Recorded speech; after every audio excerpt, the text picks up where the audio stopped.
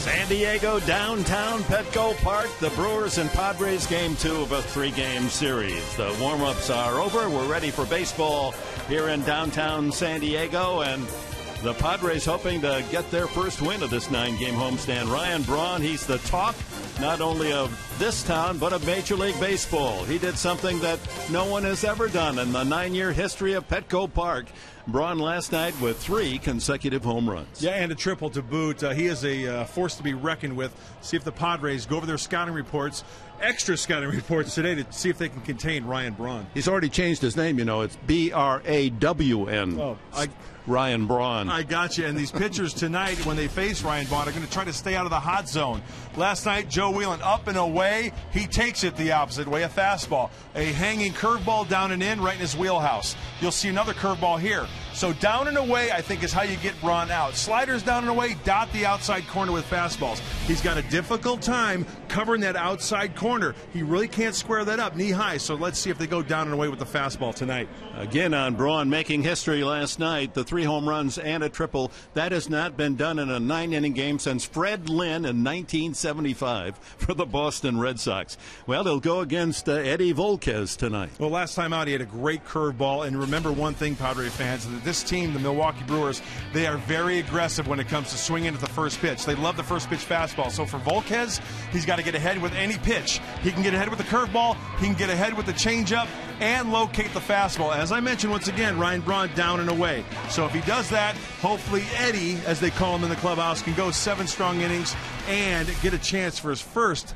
victory as a San Diego Padre. It seems hard to believe. 0-2, and yet in 30 innings of pitching, he struck out 29. He's allowed opposing hitters to bat only 206. He should be 2-0, not 0-2. Perhaps tonight's the night for Volquez to garner his first Padre win.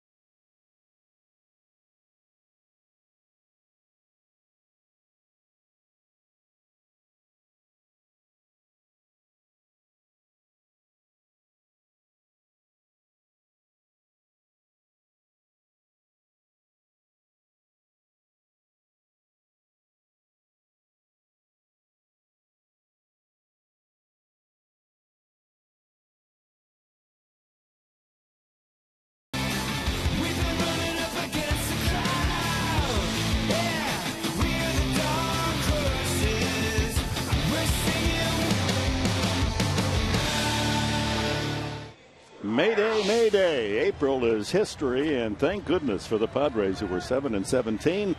They start a new month, and hopefully with the winning step against these Milwaukee Brewers, as we welcome you to Petco Park. Partly cloudy. Actually, the skies are lighter now than they were an hour ago.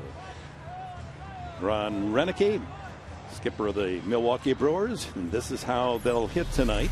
Ricky Weeks again will lead it off. NORICHIKA AOKI is in center field batting second, and then Ryan Braun with Ramirez clean up. HART, another long ball hitter, fifth. Then Gamble, the first baseman. Alex Gonzalez had a big two-run double last night. Jonathan LaCroix behind the plate, and Markham on the mound. Edinson Volquez, 28 years of age, from the Dominican Republic. As we said earlier, that 0-2 record certainly is not indicative of his fine pitching. Look at the bottom line. Opponents have hit only 2.06 against his offerings. He should be fine if he could locate his fastball. And mechanically speaking tonight, Edinson Volquez needs to stay a little bit taller on that back leg so he can get up on top of his pitches and work downhill. Buddy Black, Darren Balsley will keep a close eye on the veteran right-hander. Weeks hitting just 186 off to a slow start in April. He walks a lot, he strikes out a lot, but he has good power for a leadoff man. 3 home runs already this year. The last 2 years, he's hit 29 and 20 home runs.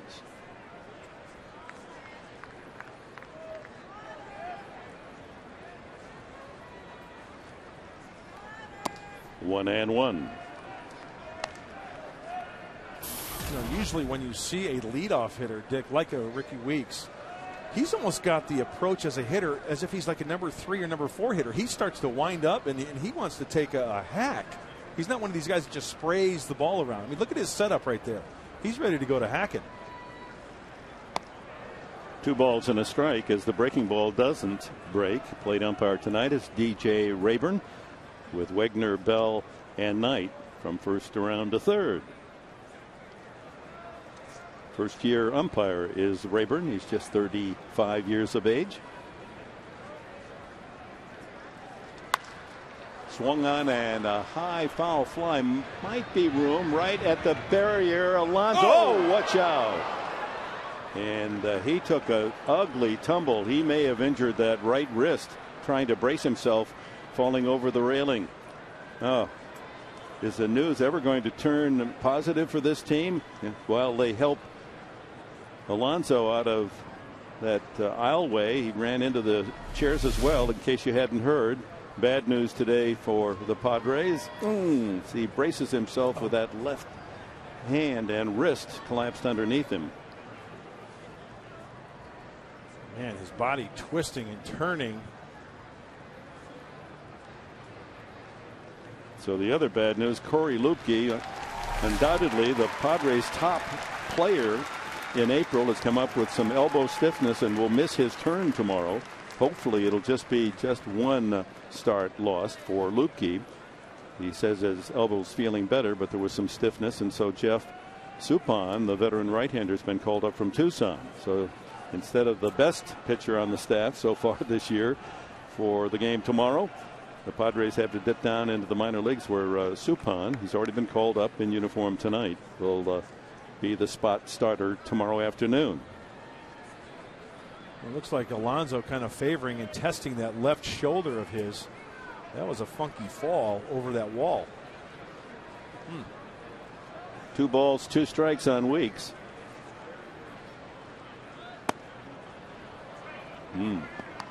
Weeks acted as though he thought that was a strike. Well, hey, the velocity is up. Volquez 97 miles an hour on that fastball to go to 3-2. That's a good sign. Challenge him.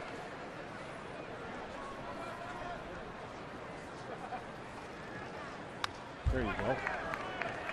That was 95 miles an hour.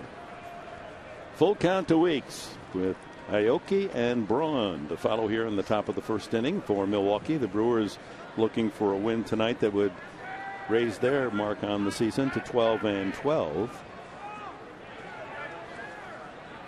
Ryan Braun single-handedly tore this place apart last night. Another foul.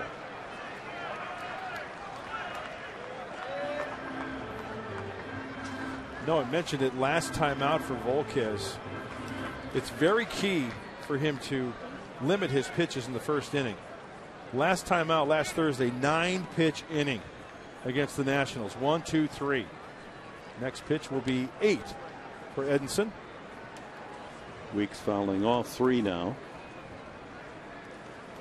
Fastball away.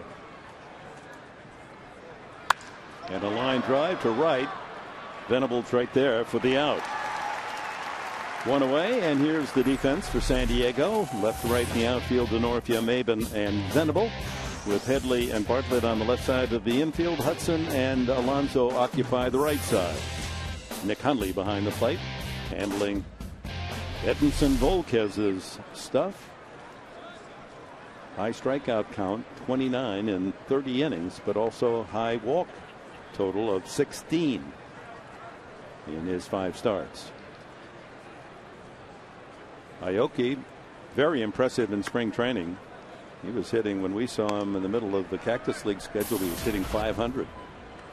So far on the regular season, this 7-time All-Star in the Japanese League is hitting 304, 7 for 23.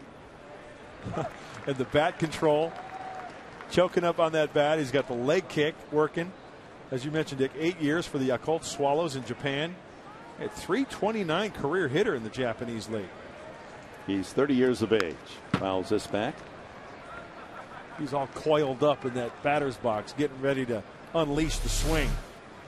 Look at the back leg. This is a swing Phil Plantier would probably be proud of.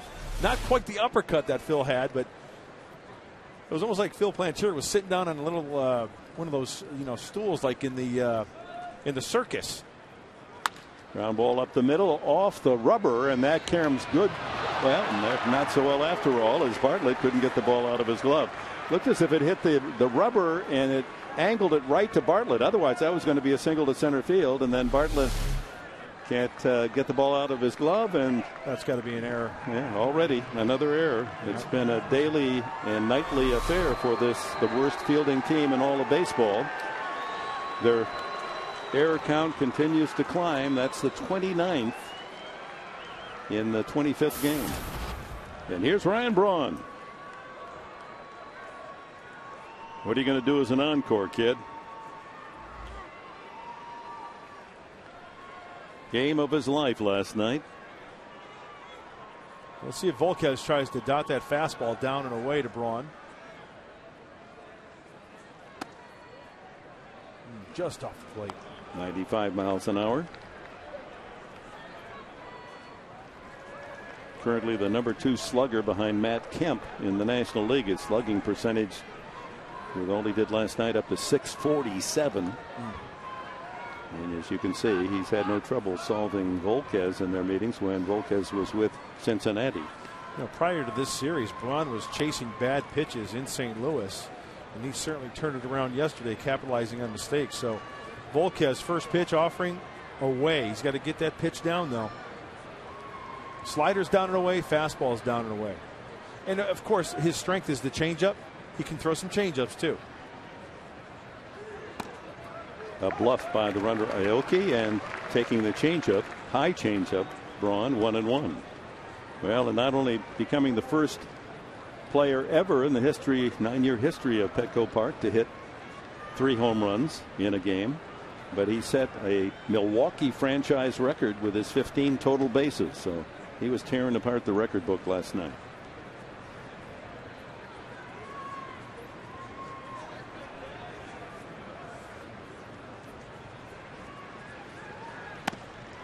Swing and a miss at another changeup. There are certain ways to get hitters out, and I mentioned the fastballs away, sliders away, but on the flip side, Edinson Volquez has to stick to his strength, right? And that changeup is his strength. He hasn't even thrown to number 2 yet. Now, just because he hit 2 home runs last night on curveballs doesn't mean you can't throw him a curveball. If it's located nicely, yeah, you'll be successful.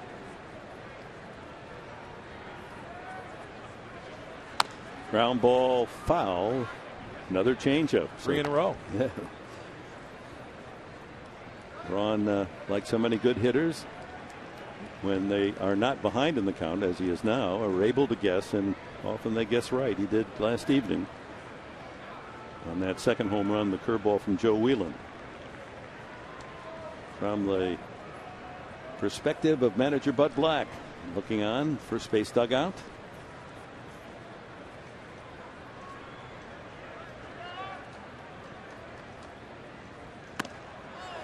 Fastball away at 95, so it's 2-2.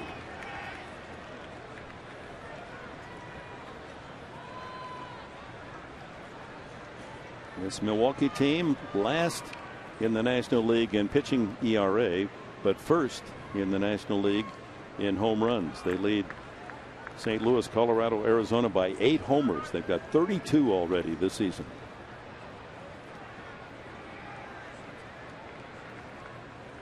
Looks like he's going with the changeup here. And he gets him. Changeup was the right call. You can see the mindset of Volquez wanting to keep the fastball away. Hard stuff away. There's the changeup taken for a strike. He threw 3 changeups. 1, 2, 3. That actually looked like a fastball away. And then the changeup that split the heart of the plate but skipped into the glove of Nick Hundley. A job well done by Volquez, striking out Ryan Braun. Brings up Aramis Ramirez. 214 is average. Ramirez 0 for 5 last night. Was safe on an error by Hudson and scored a run. See, now we'll have to keep an eye on the sequence of pitches next time Braun comes up. If Volquez is in there, if the changeup is effective, or if he tries to. Wow, where did that miss? Curveball is first. I mean, I don't think this pitch can have been placed any better. You look at the breaking ball, splits the plate. Oh my goodness. That's about as perfect a strike as you can throw. How do you get a ball out of that? Well, he might have thought it slow based on Fox tracks. It was on the knees. Certainly looked higher than that on the replay, didn't it? Mm-hmm. On the black's good, right, Dick? That's where you should be pitching. That's right. That's why it's painted black, so you can hit it for a strike. Just like in tennis, that's why they put those white lines out there. Right. So if you hit the sideline, it's good. You win a point. Yeah, that's a winner.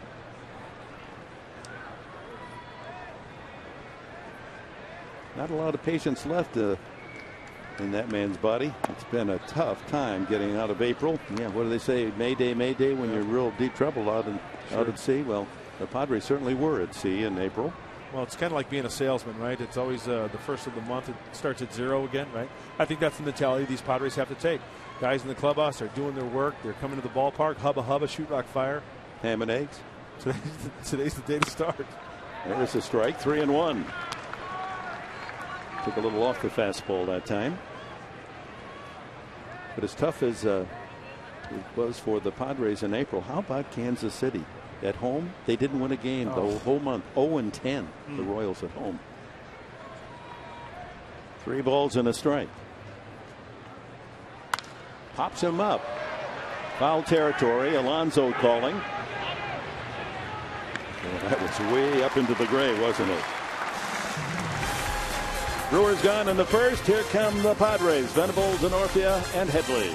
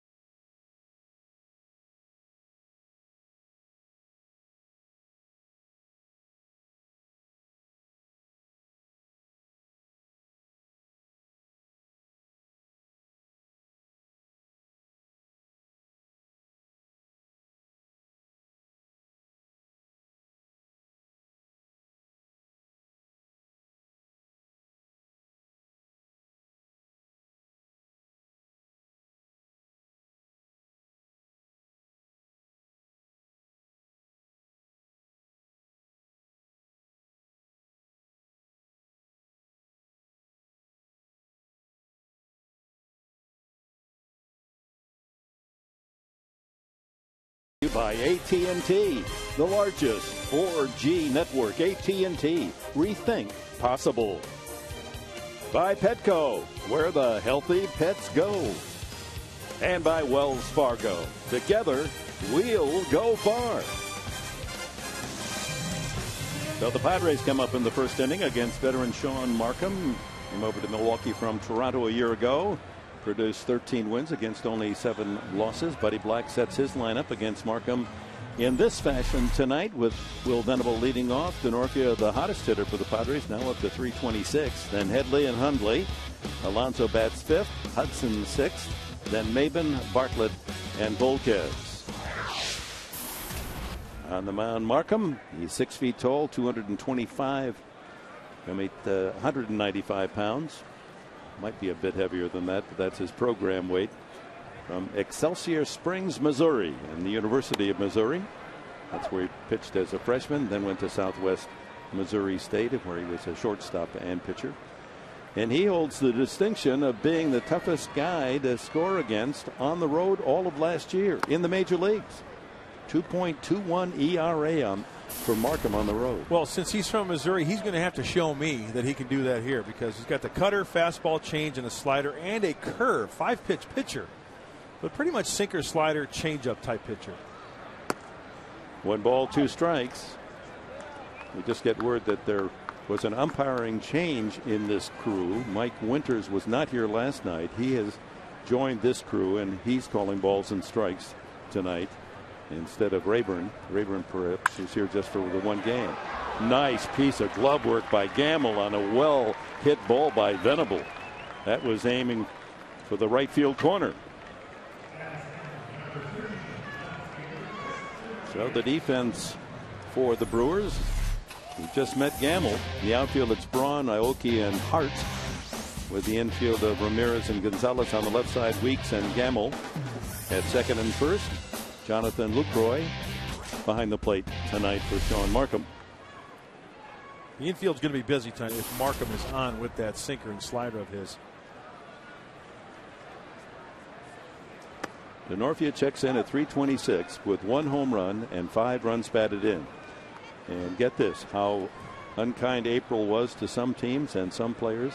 Denorfia has more home runs and more RBIs than Albert Pujols, who has no home runs and 4 RBIs. That's incredible, isn't it? It's amazing. That's baseball. It's the only way you can explain it. Taking nothing away from Denorfia, but after a month, you have 1 home run and 5 RBIs. That's okay, but not for Albert Pujols. King Albert. 2 balls and a strike to Denorfia here in the bottom of the first inning. 1 out, no one on. And the bunt, and that's a beauty. Markham pick it up and take a bite out of it. Denorfia with an infield bunt single. I like it. And he waited a few pitches to do that. He got a fastball count. And I'm sure the infielders getting ready because they know Markham's probably going to challenge him with a fastball. And a nice job also by Denorfia getting on top of that high pitch. There are a lot of hitters. He really got up on top of it. Sure was in the air a little bit. But the majority of hitters will pop that ball up in the air, and that's an easy out. Well, he couldn't have run out on the infield grass and placed it any better than that. Here's Headley at 253. And Denorfia goes on the first pitch. LaCroix's throw, and Denorfia is out. Good throw by the Milwaukee catcher as he fired a strike to second. And Gonzalez had the ball waiting for Denorfia. Hey, the Padres have to be aggressive, right? Do the little things to try to get an edge. Lucroy comes out throwing. Slap tag on the left elbow. And Denorfia is erased. He's diving towards the outside corner of the bag. Good technique by Denorfia. There's just a great throw by Lucroy. So a couple of good plays already in this first inning for the Milwaukee defense, and then Headley drops a single into right field. So back-to-back singles, Denorfia and Headley. The inning started with that good glove play by the first baseman Gamble, and then the solid throw by LaCroix to erase Denorfia. Chase doing a fine job of getting his hands through a little bit, get that fat part of the bat on the baseball. Did not get jammed. That's a cutter. by Markham. Chase recognizing that pitch nicely. Nick Hundley steps in. After going 4 for 4 on Friday night in San Francisco, Hundley has cooled off. He's 0 for the last 10. Average down to 217. Hey, Nick Hundley approached me in the clubhouse today and he said, "Hey, Mud, can you do me a favor? Today's my dad's birthday, Tim Hundley. He's the UNLV coach and the linebackers for the football team." And I said, "I'm sorry, Nick. We don't give shout outs on the air. No, you can't do we that. don't tell people happy birthday." So anyway, happy birthday, Mr. Hundley. I think you already did. Your son misses you. And good luck with the running Rebels, coaching the linebackers. Long-time, lifetime football coach. He's been several spots. UCLA until he moved over to Las Vegas. He went around. That was the cutter. Yep. Not a big break, just a little bit of break to miss that sweet spot of the bat. And of course, great location down and away. Not much a hitter can do with that.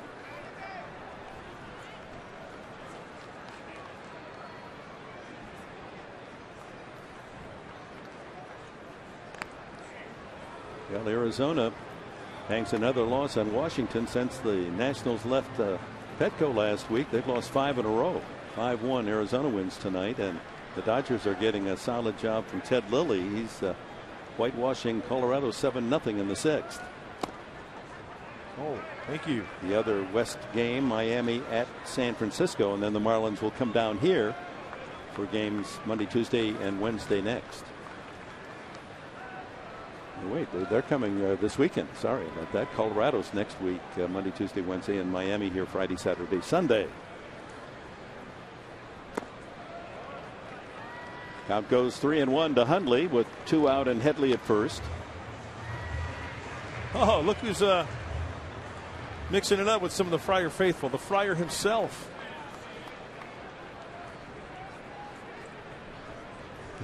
How'd you like to have the seat behind him? That's obstructed view. Yeah, that's a cheaper ticket.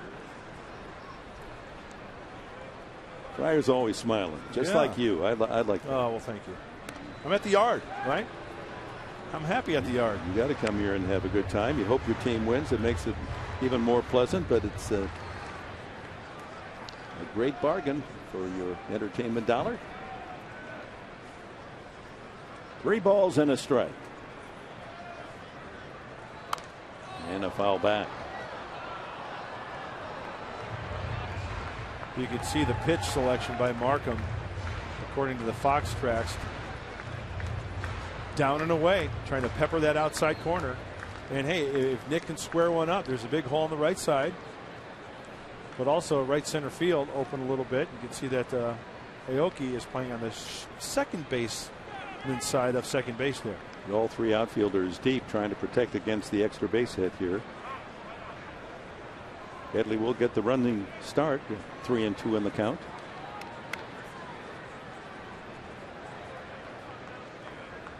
Too many shakeoffs, and they want to start from square one again.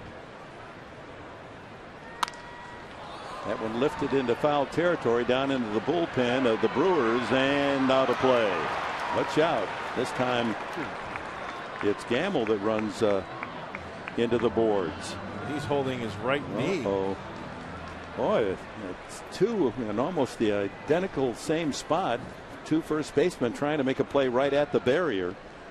And Alonso tumbling into the aisleway and shaken up, but able to stay in the game. Let's hope that Gamble has not injured that knee seriously. He's not in any hurry to get up, is he? Yeah, and that wall is padded. Don't see any twister. It was definitely the contact kneecap into the wall. Oh, you know what I think he did, Dick? I think he may have hyperextended it on the step just before he hit the wall. Exactly, yeah. Trying to stop. It looked like his knee kind of buckled right there a little bit. Oof. Yeah.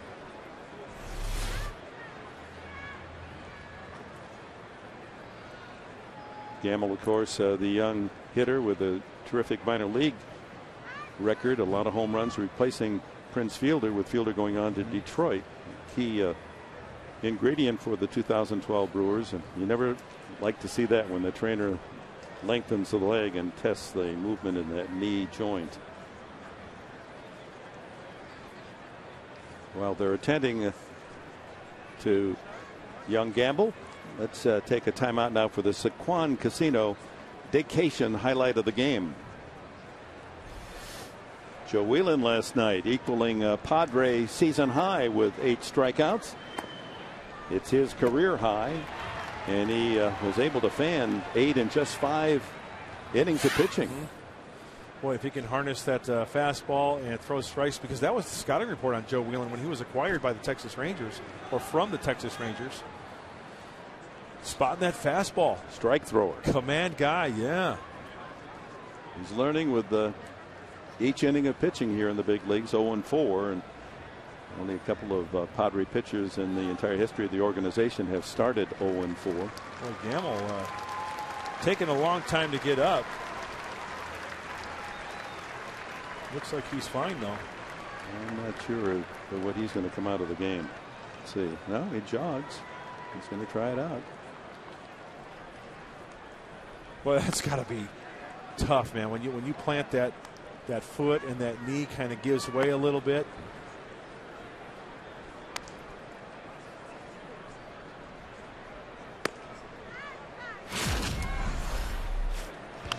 On Monday, another collision at home plate as he came in and barreled into the Houston catcher. Man, that was a semi hitting another. Wow. And he had a sore shoulder and sat out one of the games over the weekend. So he's battered and bruised on this road trip. Again, the count is at 3-2. 2 out, and Headley ready to roll from first base. And it's lined right at the left fielder, and Braun able to make the catch. So Hundley hits it well. Padres, all 4 men hit the ball well, but they come up empty.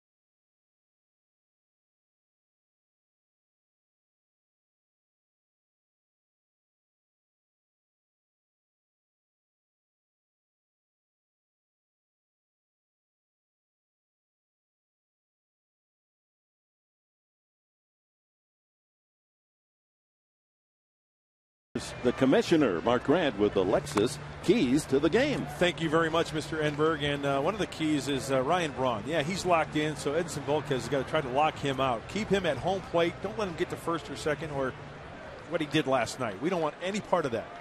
And once again, Volquez got to limit the walks. First inning, 23 pitches. He did not issue a walk. No runs were allowed. So hopefully he can make hay in this inning and throw maybe 10 or 12 pitches and get right back in there, that dugout. And to your first key, he struck out Braun. Yes, he did. He did a fine job. And look at the shift there. Corey Hart. Your ball hangs inside. Hart at 270. And again, the power. 6 home runs, 13 runs batted in. His slugging percentage just a little below Ryan Braun's. Curveball again. 1-1. Back-to-back number 2s from Volquez to Hart. Big strike zone, big kid. He'll chase.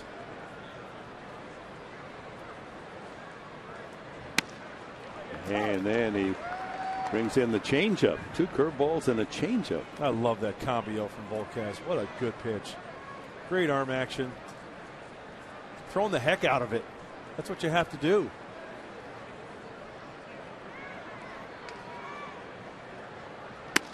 Strike 3 called, and you knew the fastball was going to come sooner or later. And Hart, after seeing 2 slow curves and a changeup, caught looking.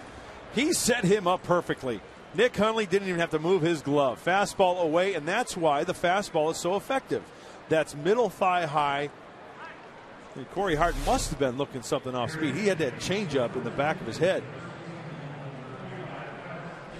Well, apparently Gamble, yeah, you can see there the trouble even getting down the steps. That knee is very tender. And so Travis Ishikawa, former Giant, is going to replace Gamble, and bats here with 1 out in the second, and the base is empty.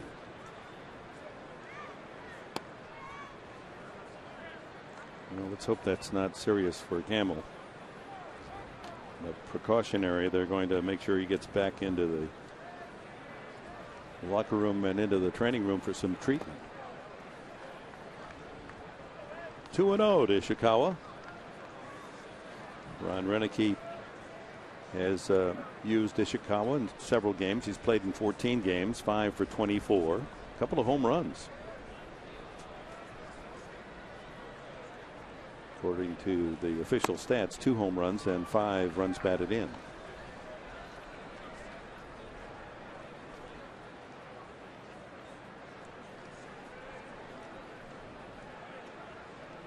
Volquez down on the count, 3-0. And Ishikawa comes out of the dugout, doesn't have to take a swing. 4 pitches, he's on. First walk from Volquez. Well, it's clear that Mike Winters, the home plate umpire, he's being consistent. He does not call the low strike. We've seen about 3 pitches tonight, knee high, that have not been called. Well, you be the judge. Is this one a little low? It might be a little low. But he, Mike Winters, that is, has been very consistent tonight early on in this ball game. And Edinson Volquez has to watch the body language, because after that pitch, he kind of put his hands up in the air as if to say, hey, you know, where was that?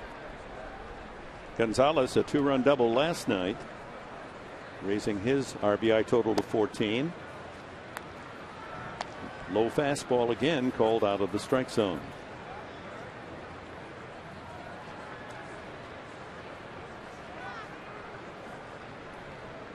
Very deliberate pace by Eddie Volquez here in the early innings.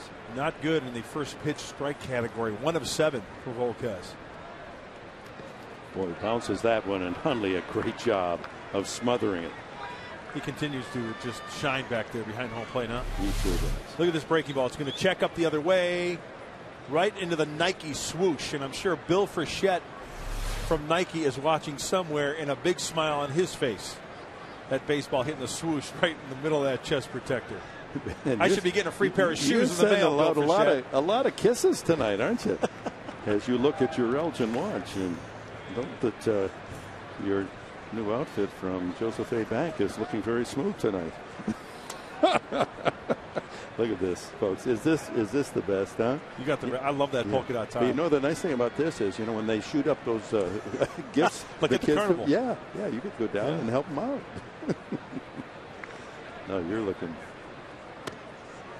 Sunday best. Thank you, my friend. On a Tuesday night. And that's another time I'm going to steal from you when you're not looking. Yeah. How many is that now? 20 ties that are going to be mine someday? I'm going to package them all up and give them all to you for Father's Day. 2 balls and a strike.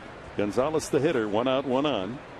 Volquez needs to rebound here. Fastball count. And remember, we mentioned this Brewer team, they love to swing at the fastball.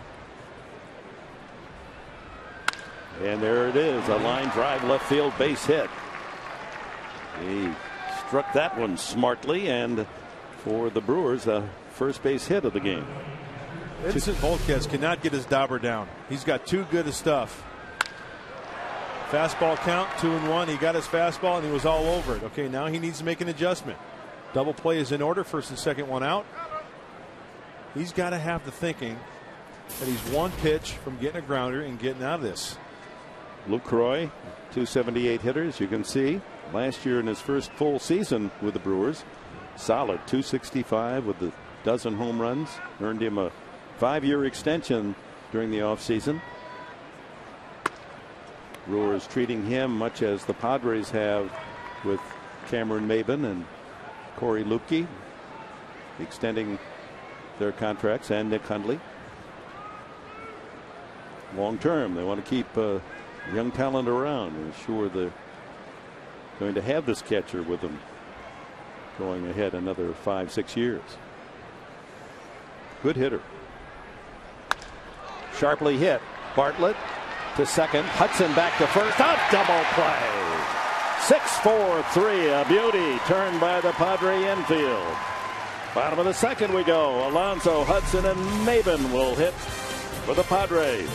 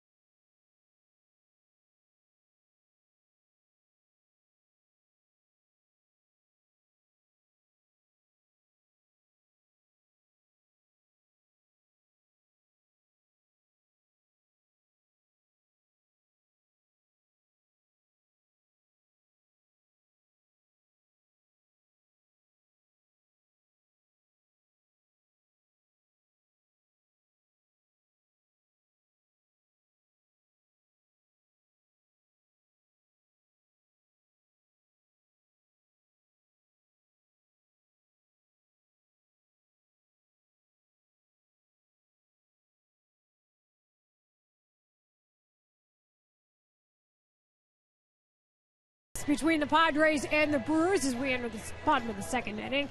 And Buddy Black talked about his young left-handed pitcher Corey Lupke being pushed back, not starting tomorrow because of elbow soreness. That is our Geico quote of the game. We're going to continue to treat him, which he has been in the training room. The last few days with a little more extra treatment than normal with Hutch and his group, and he's feeling much better. He's making progress to the point where we're feeling confident that this is a situation that it will be hopefully just one start. Jeff Suppan, the veteran, getting the call up in his place. Back to Dick Enberg and Mark Grant. All right, Layla, thank you. Suppan will get the call tomorrow afternoon. It'll be a 2:30 start for Padres Live, a 3:30 game. Giovanni Gallardo will be on the mound for Milwaukee. Let's hope that Gallardo, also a good hitter, as you well know. Suppan is down at Tucson. Didn't pitch much there. He only worked 6 2/3 innings. Didn't do that well. 17 hits in 6 2/3 innings. He lost one game and had a 12.15 ERA. But he's got that veteran experience, and that's what the Padres will be counting upon. That cut fastball just inside, and it's 2-2 to the Padre first baseman. And a modest 5-game hitting streak. 8 for the last 19. To raise his average up to 253. Chops that one just by the mound, but Weeks is there to underhand the throw to first for the out. On this date, 10 years ago, Trevor Hoffman on his way to 600 saves here in the Milwaukee uniform. But 10 years ago, he was in a Padre uniform and saved his 321st game. And the celebration wasn't quite as glorious as the one in Milwaukee. But he had passed Dennis Eckersley as the first man to save 321 games with the same team. Always good to see Trevor at the ball yard, and of course his number retired on the batter's eye in center field. One of the greatest ceremonies I've ever experienced. That was brilliantly orchestrated. Absolutely. Hudson waves at and misses that high fastball, 86 miles an hour. Orlando in the last 13 games has had a hit at 12 of the 13, a total of 13 hits in the 13 games. 4 triples to lead the National League. So Markham, where will he top out? Around 90? Yeah, he's not going to overpower people because he throws that sinker and that cutter. So he's going to be about 89, 90. And you can see the range there, 89, 72 on the off-speed pitches. Changeup dips low and away, and it's 2-1 to the switch, or 3-1 now to the switch hitting second baseman. 2 for 6 against Markham, and he works him for a 1-out walk. First base on balls allowed by the 30-year-old right-hander, and that'll bring up Cameron Maben.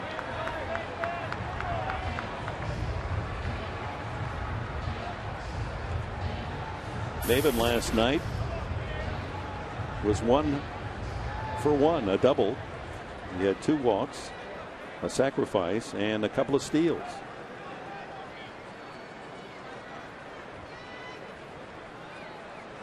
Padres hoping he's going to snap out of his hitting slump of April.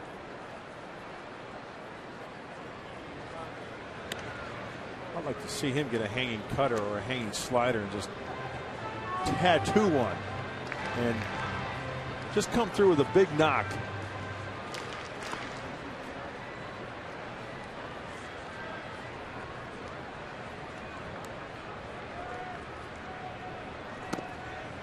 On the inside corner, a curveball.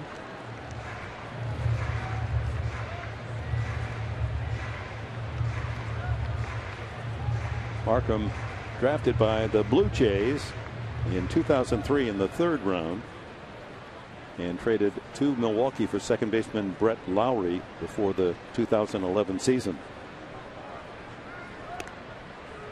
He and Zach Greinke joining this Milwaukee Brewers staff, and both did an excellent job. They sure did. Hey, Milwaukee, they set a franchise record last year. Ron Renicke's team won 96 games, 57 at home, the best ever in Milwaukee history. And they drew 3,071,000. That too was a Beer Town record.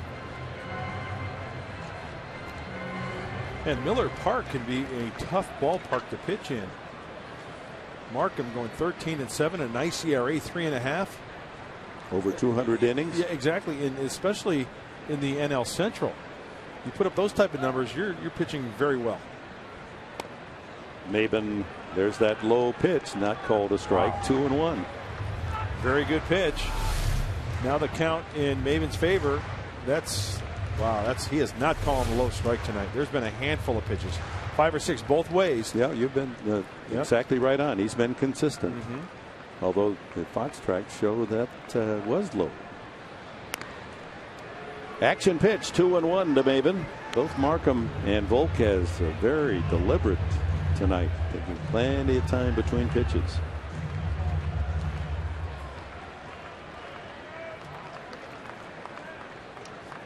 Hudson establishes his lead. Low again. Changeup. Markham falls behind, 3-1. See if Bud Black puts a play on here with Hudson at first base. Let him run, and maybe Maben finds another hole. Well, Markham is a strike thrower. I'd put him in motion.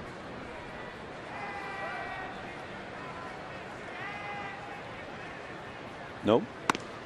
And it's high. Ball 4. Back-to-back walks. Hudson to second. Maben aboard. And that'll bring up Jason Bartlett. I think Jonathan LaCroix is out there to kind of calm down Sean Markham a little bit because of the strike zone. Even that last pitch, according to the Fox tracks, was a strike. He's not getting the low pitch, and now not the high one either. Yeah, sometimes you go through enough games, and Markham's been there, you just get a squeeze job on you. There's a wolf in baseball players' clothing. He was able to accept his second win of the year last night. Went 5+ innings. Randy Wolf, 3 runs and 9 hits. His bullpen shut down the Padres the last 4 innings without a hit. Ooh, a hanging breaking ball. And Martin got away with it. Jason Bartlett at 172. Lifetime 274 hitter.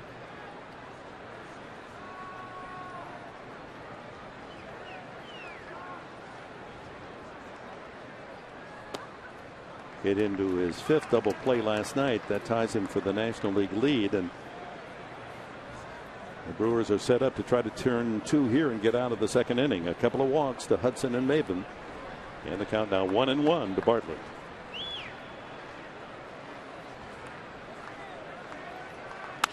Up the middle, right at the bag at second. That's going to turn a 6-3 double play. You couldn't have hit a pepper ground ball any better than that. Led the shortstop Gonzalez right to the bag. He fields, hits the bag, throws to first, and Bartlett is hit into his 6th double play, and the inning's over. We'll go to the 3rd. No score at Petco.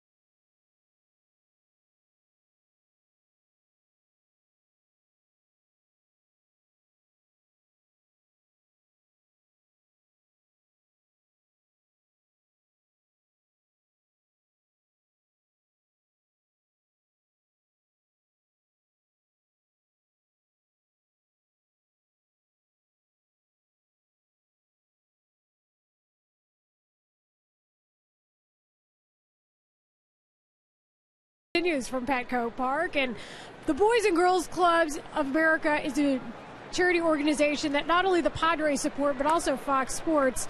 And it just so happens that we have the national convention in town in San Diego. Clayton Richard's dad, Barry Richard, joining us from Lafayette, Indiana. Thank you for being here, and thanks for the Boys and Girls Clubs. Yes, I'm very excited, and it worked out great. I'm the executive director at the Lafayette, Indiana Boys and Girls Club, also a DARE officer with the Lafayette Police Department. So when we have our national convention here, it's a win-win for everything. Get to come out here, have our conference, and plus come out and watch the Padres play baseball and get to visit Clayton. You were talking about Clayton growing up. I know you guys are proud of him and what he's been able to do.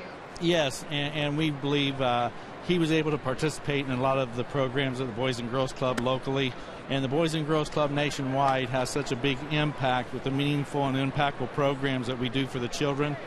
We feel like the mission is there to help all the children and to help them flourish and be able to become the best that they possibly can become. When people see the Boys and Girls Club being honored today, what do you want them to know?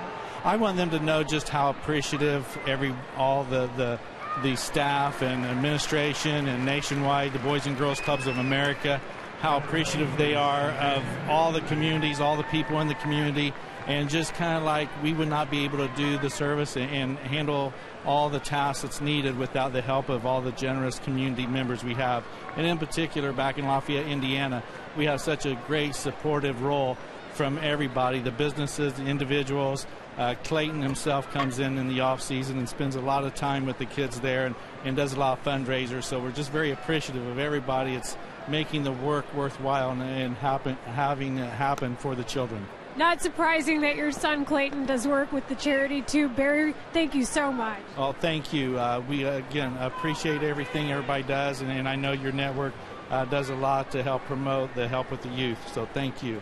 Thank you. Giving back all the way from Indiana, Dick Enberg, Mark Grant. Back to you. All right. Thank you, Layla, and thank you, Barry Richard, joining us tonight. And, of course, able to root for his son's team, Lafayette, Indiana, home of the Purdue Boilermakers. But son Clayton migrated up north to the Wolverine State and Ann Arbor, University of Michigan. Weeks, the hitter, the leadoff man, pitcher Markham, skied one to left for the first out. Weeks lined to right field his first at bat, and he's got Volquez in a hole 3-0.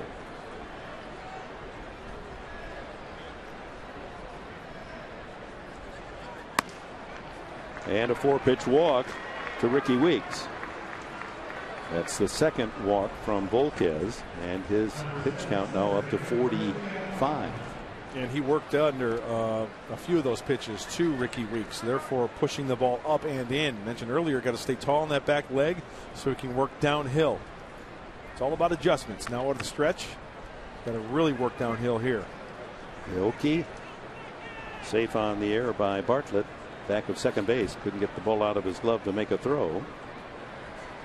One out, and Weeks a couple of steals at first base. 5 in a row. Even though he missed with the ball there, he showed me he made an adjustment. It was a pitch down. Had good downward plane to it. And like any good catcher should, the captain out there, Nick Hundley, goes out and has a chat. Try to settle him down a little bit. Yeah, it's got to be in the back of Volquez's mind. He's had problems since coming back from the Tommy John surgery and throwing strikes. He currently leads the National League pitchers in most walks with the 2 tonight, 18, and that's 6 straight. No, he went around. Changeup, so it's 1-1.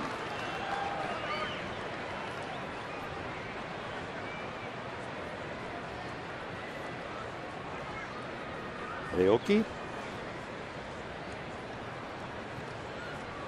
Every year, the last 7 years before coming to America, Japanese League All-Star. They all have copied the Babe Ruth of Japanese baseball, don't they? High kick, front leg kick. Easy play for Volquez for the second out as he flips to Alonso. And AOKI gone, but moving into scoring position is Weeks as Ryan Braun steps up. Well, you can get your Swinging Friar t-shirt presented by Cox as the Padres take on the Marlins. That'll be on Sunday. You can get the t-shirt, 3 other great Padres giveaways with the Padres giveaway mini plan. Also enjoy great savings, a Padres cap, and a behind-the-scenes tour by purchasing Padres giveaway mini plan. Get your tickets today at Padres.com or call 619-795-5555. So May 5th. That's Saturday, isn't it? Cinco de Mayo, yeah. Friday's the 4th. Cinco de Mayo's the 5th. Yep. Ryan Braun takes a strike. Nibbled the outside corner with a changeup. He struck him out on a changeup, first time.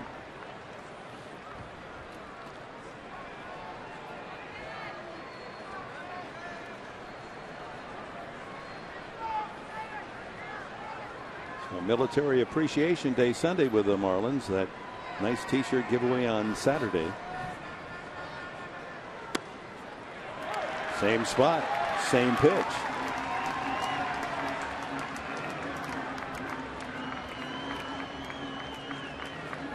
Two outs. Weeks be in scoring position. Remember, he swung at a ball last time up for the strikeout, as you mentioned, Dick. So I'm saying he's got to keep the ball away here. Maybe a fastball down and away.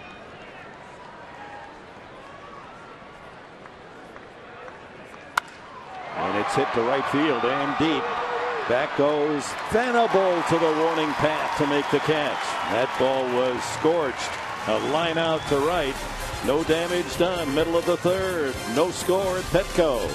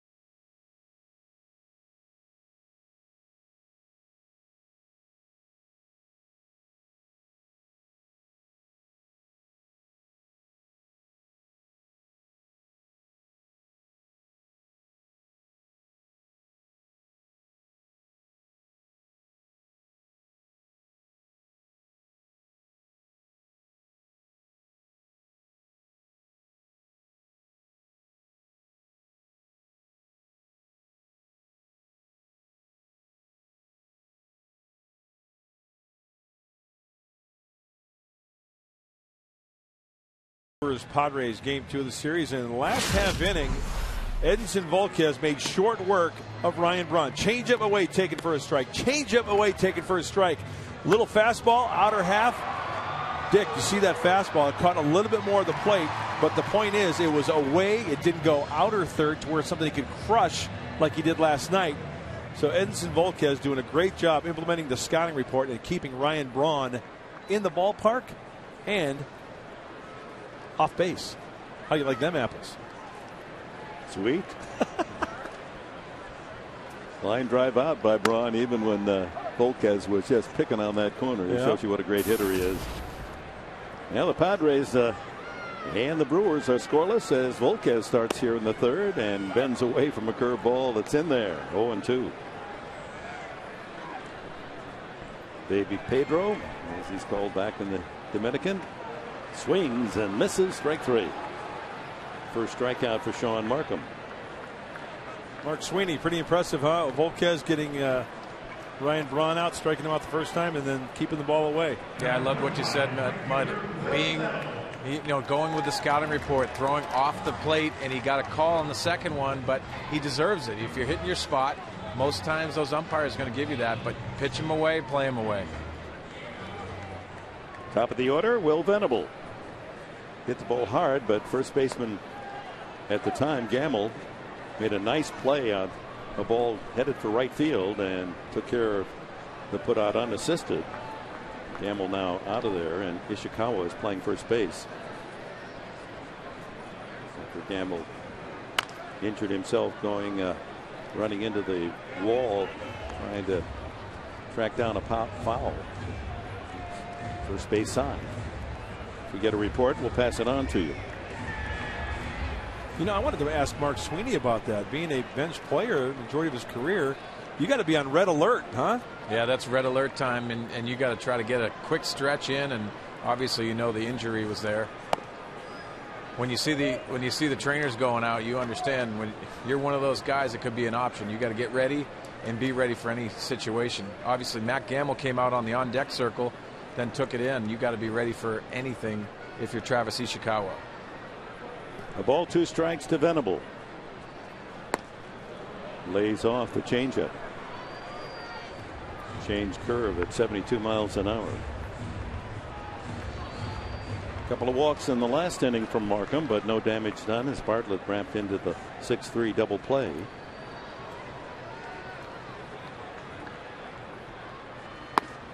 And the count is full now to Venable. Well, Markham really upset with himself, not hitting his spots, working the count to 3-2. Over the course of his career, he's been pretty darn good as far as strikeout to walk ratio, 3-1 throughout his career. High, ball 4. So Venable earns the 3rd walk of the night from the veteran right-hander. Brings up Chris DeNorfia. Perfectly placed bunt for a base hit his first time up.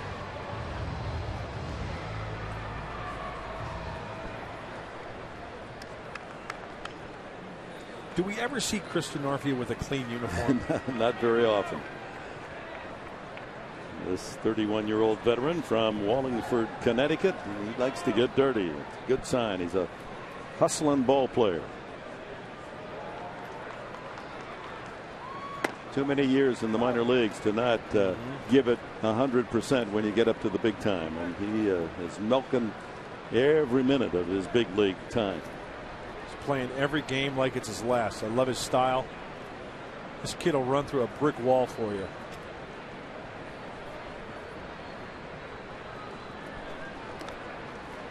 I remember back in the day, remember Eric Owens?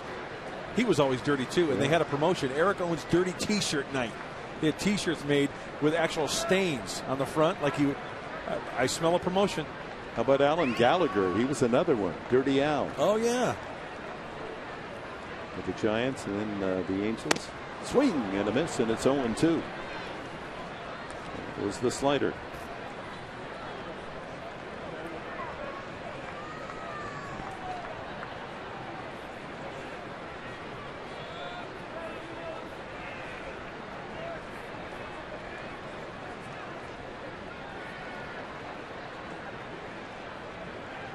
Venable with 3 steals has a healthy lead at first.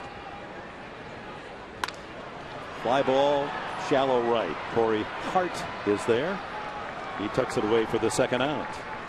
Well, tomorrow after the Padres live, stay tuned. The Clippers and Grizzlies game 2. How about that game 1 and the Clippers comeback? Highly rated around the nation, in fact.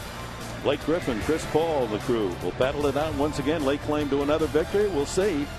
Find out as the playoffs continue tomorrow on Fox Sports San Diego.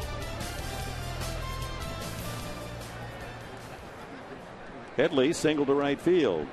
Dropped a soft single in front of Corey Hart his first time. Takes it low. See if Venable will try to pick a spot and move up 90 feet with the steal, but LaCroix got everyone's attention when DeNorfia tried to steal in the first inning, and LaCroix fired a strike. Nailed him at second. Yeah, LaCroix throwing out 31%. The major league average is about 33-ish. There goes Venable, and there's the throw. This one is low, and safe with the steal is Venable, number 4.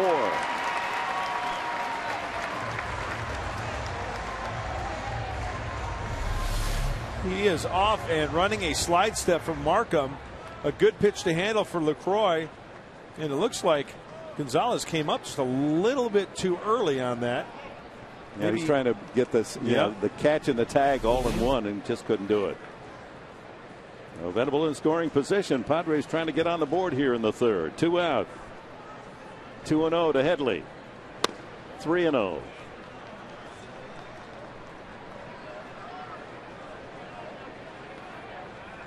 He threw him a 2-0 changeup to go 3-0. He might want to take his chances with Nick Hundley, who waits on deck.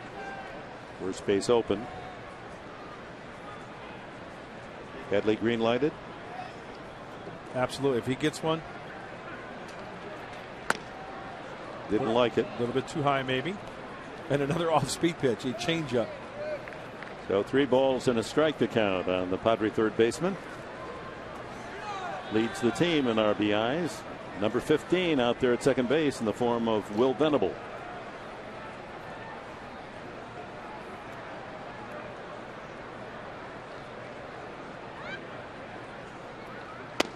Ball 4, and Headley has walked again. Number 20.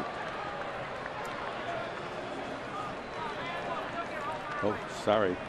That late call there from Mike Winters. That ball with all the pitches that looked like strikes. Yeah, I thought it was inside a little bit too, especially with the way Lucroy handled that pitch, but he frames it for Mike Winters. Headley was taking off his gear on his way to first base, joining Venable out at second. So the count is full. Well, that's the way it's supposed to work out with Headley, 3-2. He's got to have at least a couple of those a game, or I probably can't sleep at night. He doesn't count sheep. He just counts 3-2 counts. Right. I'm guessing off speed here. He's out of there. And Headley is not happy at all. He rarely shows any emotion. And he's barking at plate umpire Mike Winters. That one looked pretty good.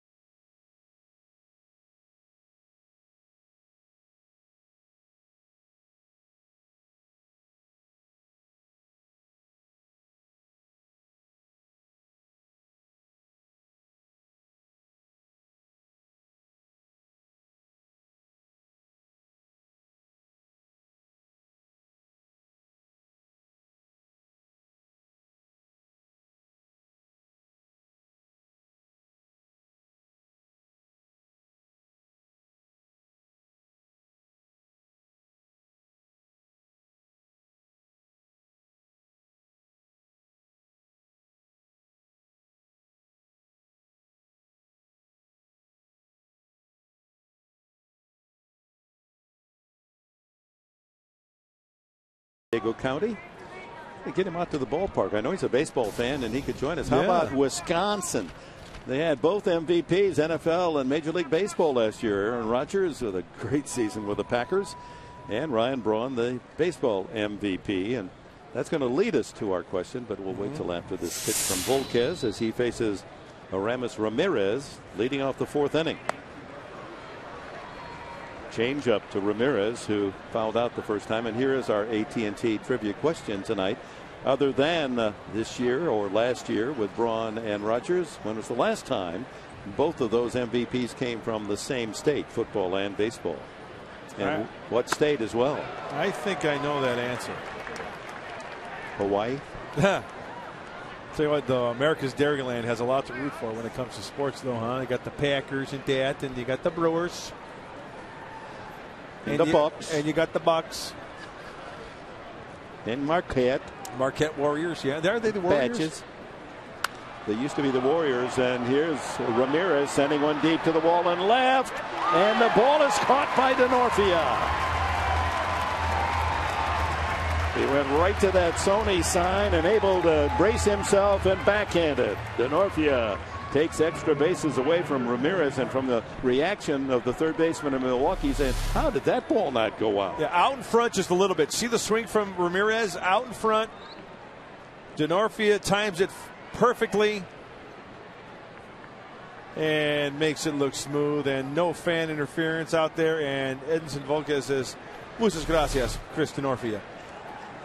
Nicely done. Corey Hart grounds it to third. Good backhand play by Headley. The throw is on the money for the second out. Well, a couple of good defensive plays by the Padres here in the fourth inning. Yeah, he needs a quick inning. 55th pitch thrown right there to Corey Hart. He tops a breaking ball.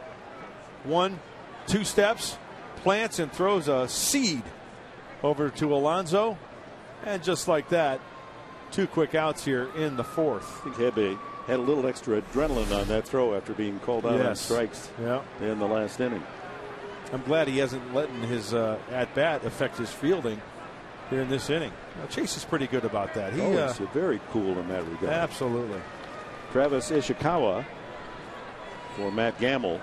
Gamble injuring a knee. They're trying to get to the wall and a pop foul. Ishikawa came in and earned a 4-pitch walk.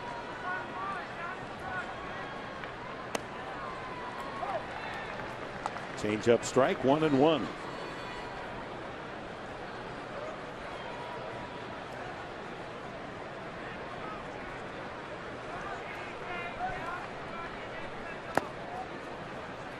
Two balls, then a strike.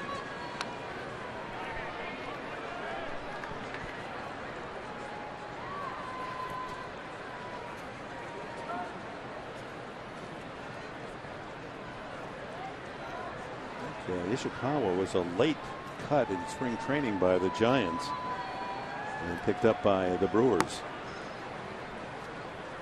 Curveball misses, and once again Volquez behind on the count to this left-handed hitter. Yeah, that's the last thing you want to do is a free pass after 2 quick outs.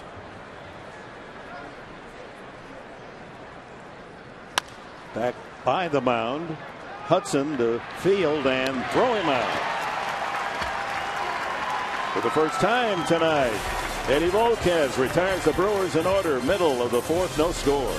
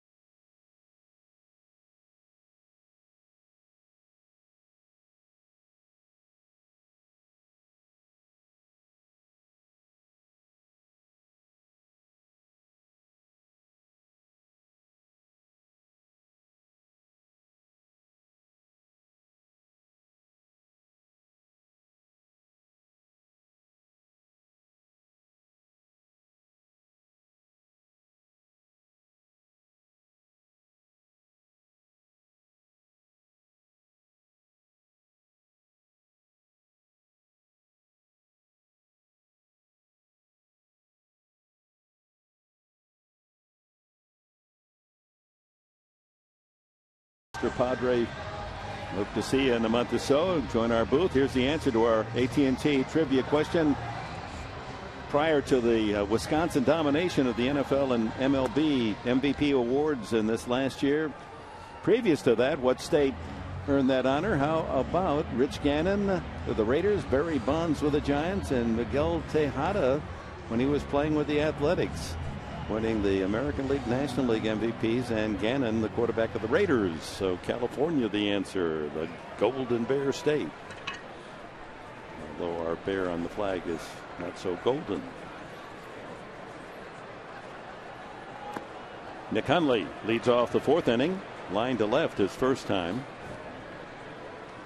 No runs, 2 hits for the Padres. No runs and only 1 hit through 4 innings for Milwaukee. Padres have had more base traffic with 3 walks allowed by Markham. Volquez has given up 2. Hit well to center field, and AOKI is back there to make the play. Broke on that perfectly, didn't he? He most certainly did. And I wanted to ask Mark Sweeney, who's down there in the dugout, about Sean Markham. You know, Mark, he's a 5-pitch pitcher. I mean, how do how do you hit against a guy like this? It seems like everything moves. Yeah, Mark, you know what? You got to look at the middle of the plate and try to elevate him, because speed is not the huge key offensively, but you have to try to get on top of him, hit line drives up the middle of the field. Exactly what Nick Hundley did. He squared that ball up, did a nice job of hitting right there. Hitting in tough luck. A couple of line drive outs for Hundley to left field and now to center. I mean, he's got the cutter, the fastball, the changeup, the slider, the curve, the in shoot, the out shoot. Alonso grounded to second his first time.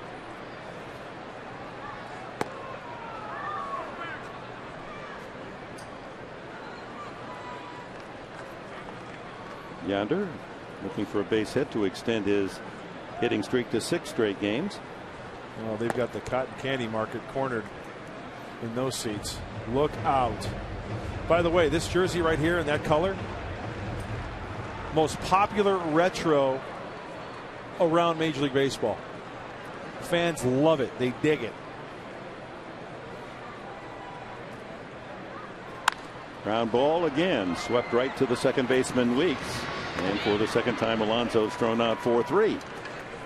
Well, Saturday, the UFC returns to Fox and immediately hits the air live with an explosive heavyweight bout between LeVar Johnson and Pat Barry, followed by 3 epic fights, including a 5-round showdown between lightweight contenders Jim Miller and Nate Diaz.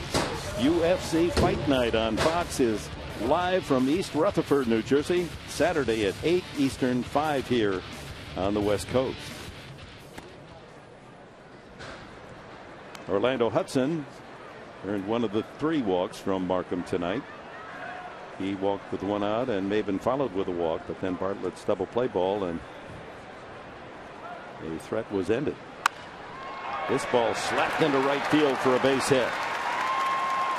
Hudson with the 3rd Padre hit, joining Headley and Denorfia with the 3rd single off Markham. I think what we just saw there was what Mark Sweeney was talking about, elevating a pitch, taking advantage of that pitch, and Hudson being all over it. Mark Sweeney. Yeah, Orlando Hudson did a nice job getting the barrel on top of the baseball. That's what I mean. Line drives work here, Mark, and these guys need to do that, use traffic on the bases and do some nice things like that. Good piece of hitting by Orlando Hudson. Sweet tie, dude.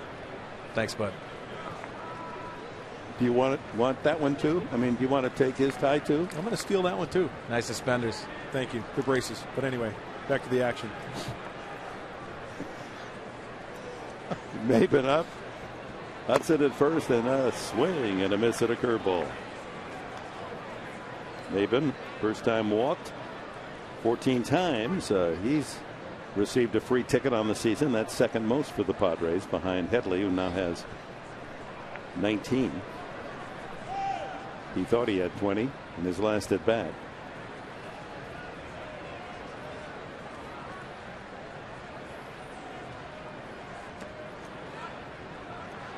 Well, up in Denver, Dodgers getting a taste of the Coors Field curse. They led 7-0. Now it's 7-5 in the 8th inning. No lead is big enough. Hey, Dick, just got a report out of Tucson, Arizona. Carlos Quentin, 2-out, 3-run homer for CQ. All right. First game in rehab down at Tucson for Carlos Quentin. There goes the runner, swung on and missed. The throw is not in time. It was too high, and able to dive under that tag was Orlando Hudson. Pretty good jump, and Markham has been using the abbreviated slide step. He just gets underneath this one a little bit, and once again sliding towards the outfield part of the bag. Not even close. Hudson's first of the year. He had 19 last year, was a career high for him. So another runner for the Padres in scoring position. They've had some chances. Maben looks at it inside, 2-2. Well, Mark Sweeney called it. He said that these Padres, they get an opportunity to run, they are going to do just that. Yeah, that's exactly right, Mark, and you see it from Milwaukee Brewers. Their success running the bases as well might spur the Padres on to do the same. I know Dave Robert wants these guys to get going. Grounded fair at third.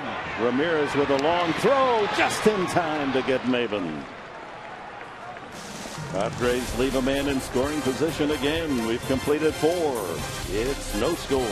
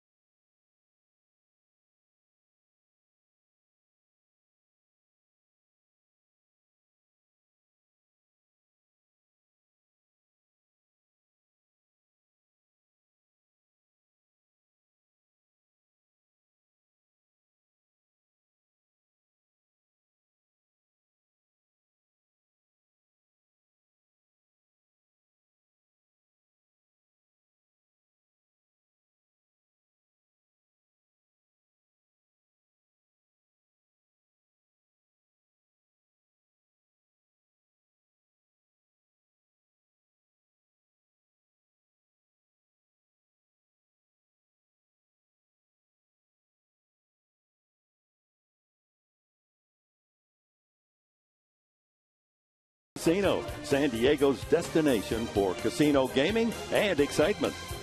By Chase. Deposit checks from your smartphone with Chase Quick Deposit. Take a step forward and chase what matters. And by your San Diego County Lexus dealer. And welcome back to Petco Park. We go to the 5th inning.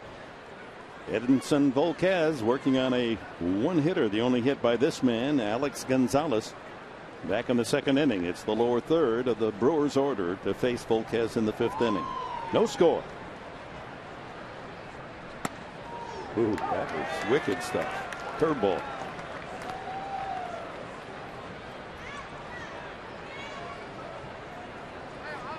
Remember, Mark Grant, we talked about at the start of the season a special deal for military personnel, the junior enlisted. Yes. That for $99 they could get a season pass. Yep. All Padre games. Swing and a miss at a changeup.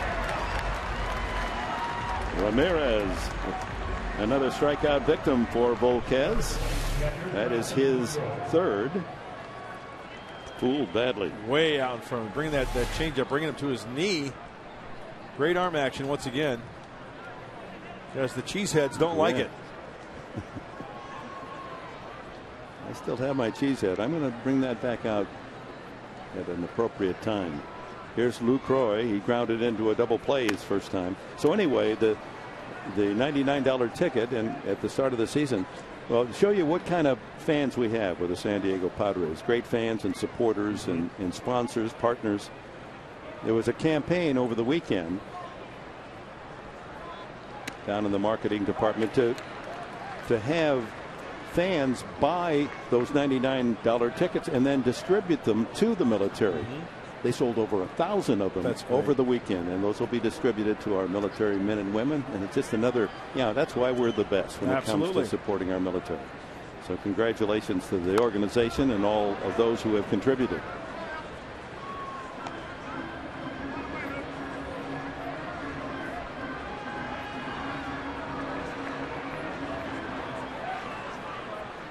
LaCroix with a count 1-2.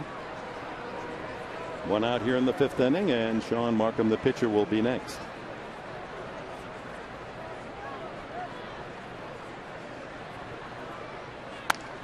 Reaches out and punches a ball well outside, foul. There's your brown and how precious. What do we call that? Mustard and brown? Yeah, I think that's what a lot of the people call that color. I have to confess, I thought it was not a very attractive uniform, but you know, it's so ugly, it's beautiful. That happens too. The kids love it. This kid's locked in. Out of play. And LaCroix will do that. He'll foul off a lot of pitches.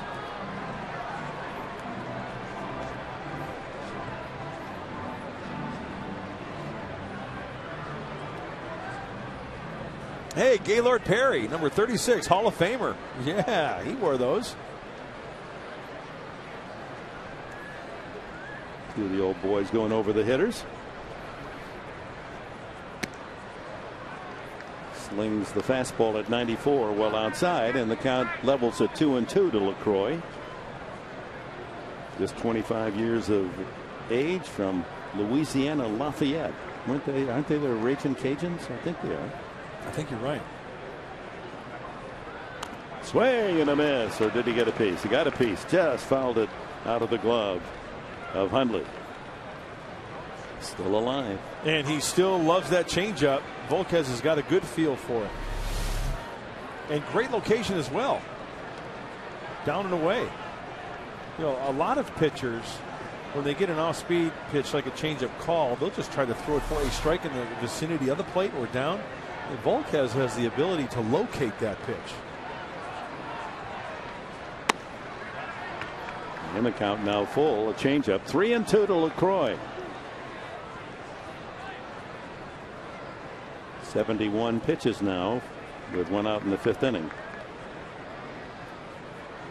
Everything away from this right-handed hitter.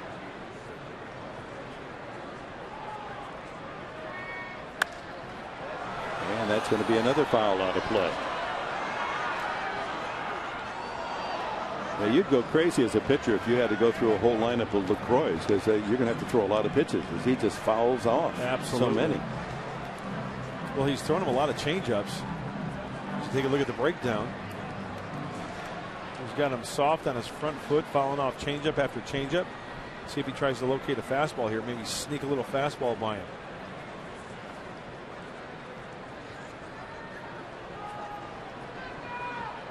There it is. 2 hopper to Bartlett. Across the diamond. 2 away. Well, Fox Saturday baseball returns this Saturday with Justin Upton and the D-backs trying to keep pace in the NL West. They won again tonight when they head to Queens and take on David Wright and a Mets team looking to maintain their hot start. Fox Saturday baseball returning this week at 12:30 Pacific time. And then Saturday later in the afternoon here on Fox Sports San Diego, it'll be the Padres and the Miami Marlins. Clayton Richards scheduled on Saturday against Mark Burley. Off to a slow start, 1-4 with Miami. And speaking of a rough April, how about Heath Bell? Oh yeah, ERA above 10, isn't it? He's starting to moan and groan that he's not saving games, and let's hope that as a friend of Bell that he puts it all together. He can wait till after the weekend, but a lot of fans here, and it'd be good to see Heath. 2 strikes the count on Markham, who flied to left his first at bat. And he's down on strikes. A changeup. 4 strikeouts for Volquez. We're at the halfway mark in this one. 4.5 innings in the book. Volquez working on a 1-hit shutout.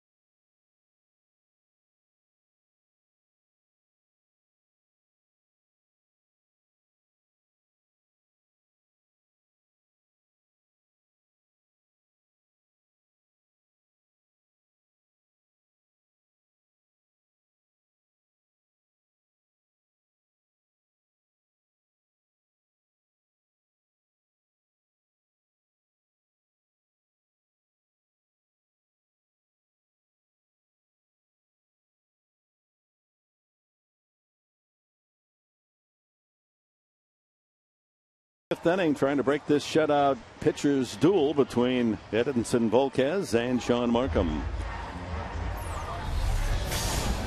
Well, Mike Scioscia, pretty solid managerial tree. Joe Madden was an Angels coach, as Bud Black was in the same years, 2000, 2005, and Ron Renicky for 10 years, 11 seasons.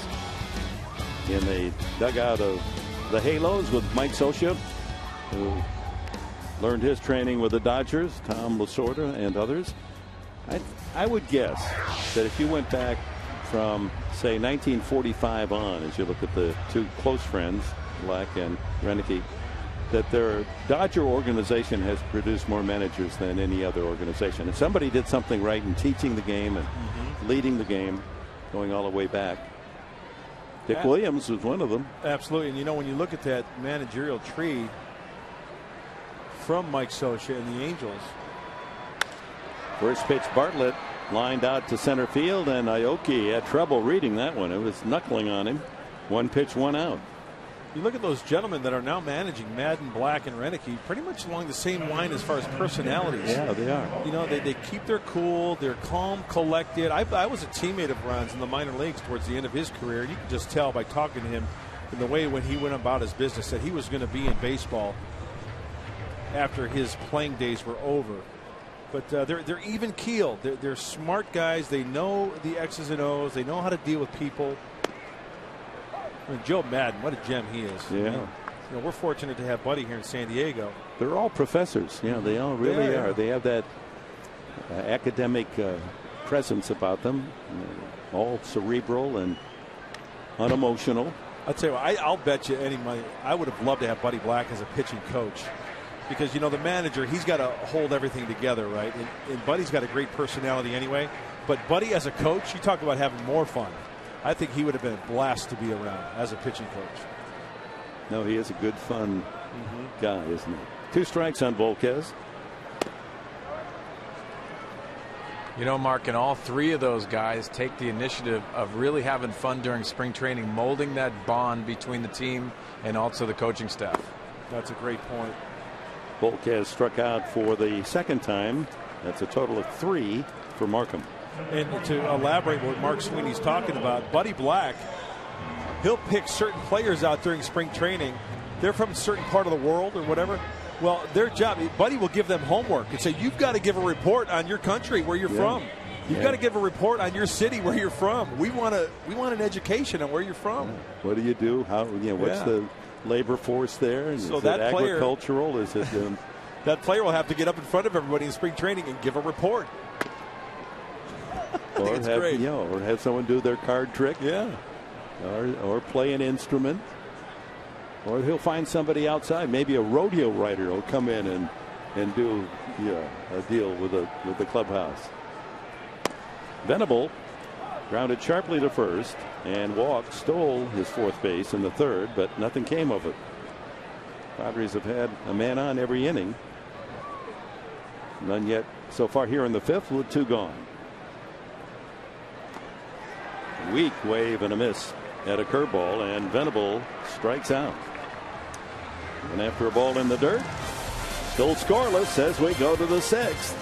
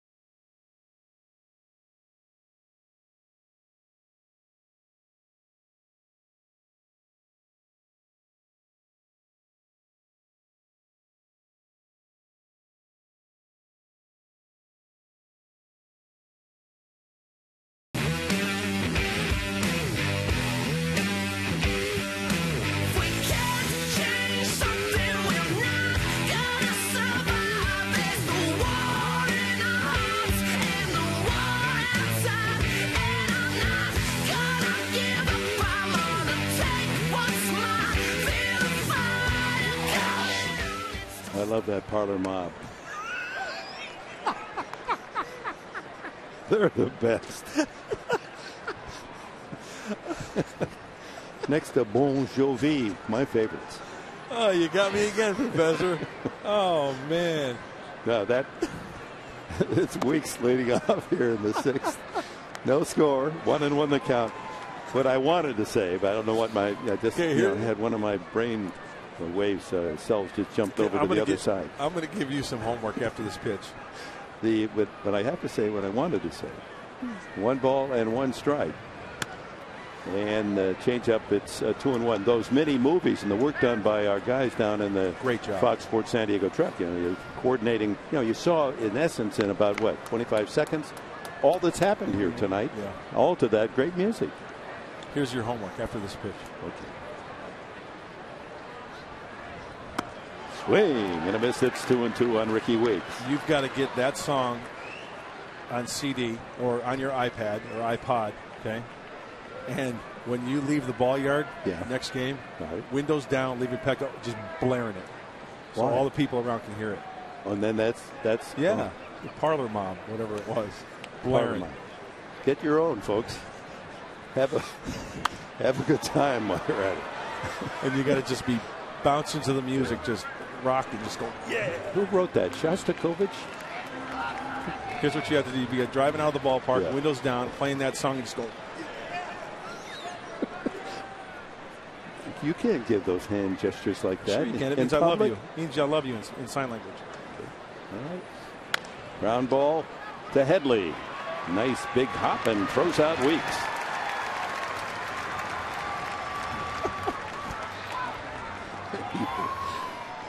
Don't get me started. I don't know why. I feel really silly tonight. And I could start, and you start laughing. Sometimes you can't stop. It's like being in church, right? It's embarrassing. 82 pitches for Volquez. A fine job in the sixth with 6 pitches. He's pitching a gem. A one-hitter. Yeah. 1 line drive single by Alex Gonzalez back in the 2nd inning. He's retired 9 in a row. He struck out 4. And look at the curveball's working. The changeup is working. He's locating his fastball well. AOKI safe on an error by Bartlett, and he tapped to the mound. His 2 at-bats. Ryan Braun on deck. Yes, he did. No, he didn't. Says third base umpire Brian Knight. What do you think, Dick? Oh, of course he did. I agree with you. If he hits it, it's a double. I agree with you. The bat hit right to the front edge of the plate. Yeah. It squared up to the front of the plate, right? Well, the way if I'm umpiring and have to call it, there's another tapper out to the mound, and Volquez takes care of AOKI. 10 in a row retired by Volquez. Well, we talked about it early, how he has to throw early strikes with any of his pitches. He is locating the fastball down and away, giving the Brewer hitters right center field, and the curveball is really working nicely out of his hand. He's staying tall on his pitches. Occasionally worked underneath it a little bit, but the one thing that really sticks out, he has made an adjustment after making a bad pitch. Think about the last 2 outings. This one and last time out against Washington when he went 7 innings, allowed only 1 run. And didn't figure in the decision. The Padres won that one 2-1 over Washington. Braun swings and misses. He struck out his first time on a changeup. He got a fastball there at 94. I think he had it in his mind that he was going to swing at that pitch no matter where it was. Lined out to right field his last time.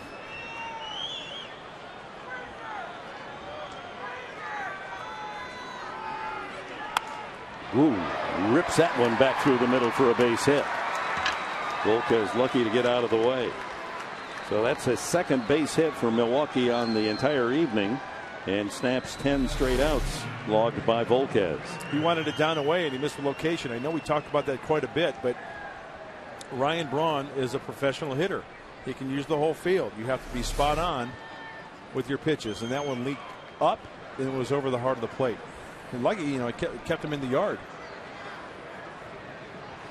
I love that angle, and you see where the contact's made, and it always strikes me that it's made late, but it isn't.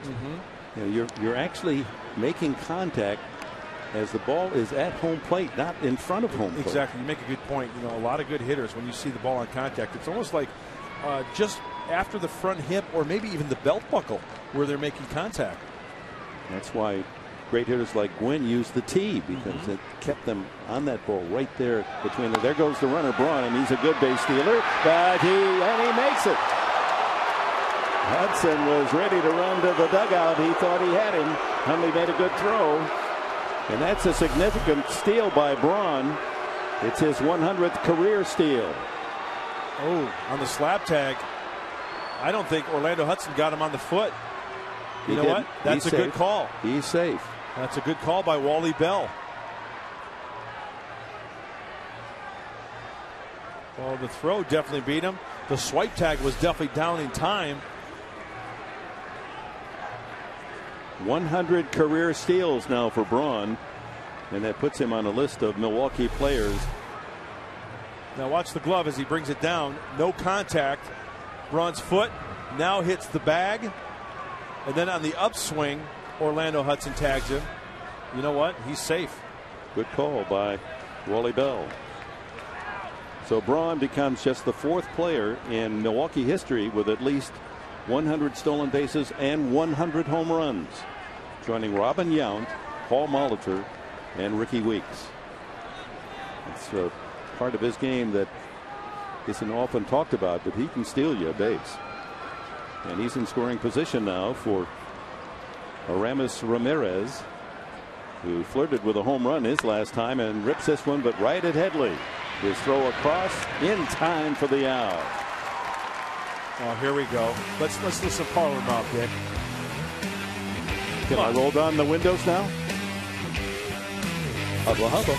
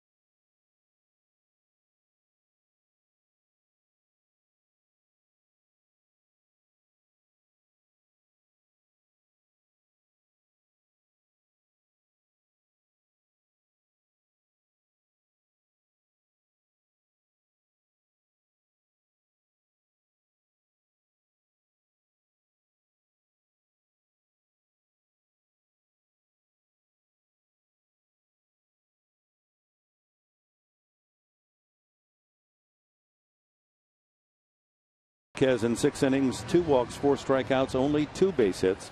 5 hits in the game total, all singles. Don't look now, folks, but we got ourselves a pitcher's duel. Markham gets ready to work to Denorfia, Headley, and Hundley in the Padres 6. Look at the salad on that kid. Yeah, it's heavy moss, huh? Yeah, it is. Gosh, enjoy it while you got it, kid. Yeah, right. In my next life, that's going to be my first wish. I'm going to get in the hairline. With lots of hair like that. Curly. Yeah, where you don't have to, moose it up, Look at Dash Riprock from the Flintstones. Look at that.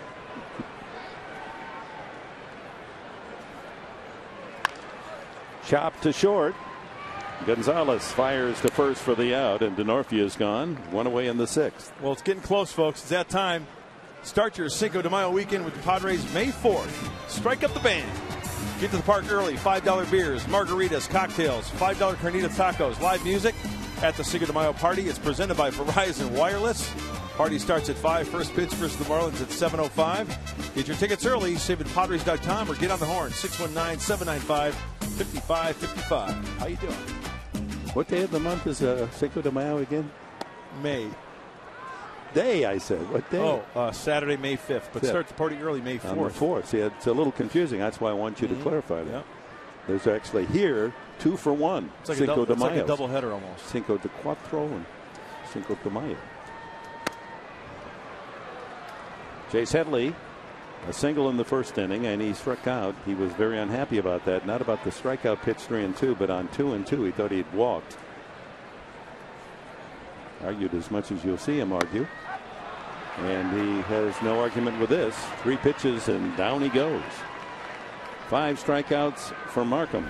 Well, he has that cut fastball working. You can see the rotation out of the hand of Markham. That's a good strike. Outside corner, belt buckle high. Just below the belt buckle.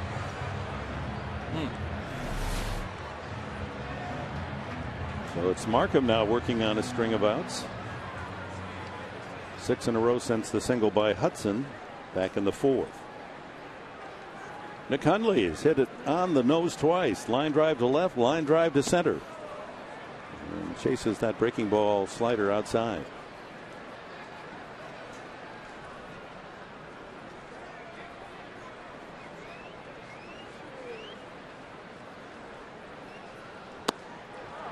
Oh, and 2, another slider. So Nick, after those 4 for 4 Friday in San Francisco, now is 0 for the last 12, and yet he's hit the ball hard. I mean, he's squaring it up as well as anyone in the lineup. Not hitting with any luck. This is right at the shortstop, Gonzalez. And a quick and easy 1-2-3 inning for Sean Markham. We've completed 6 at Petco. 0-0.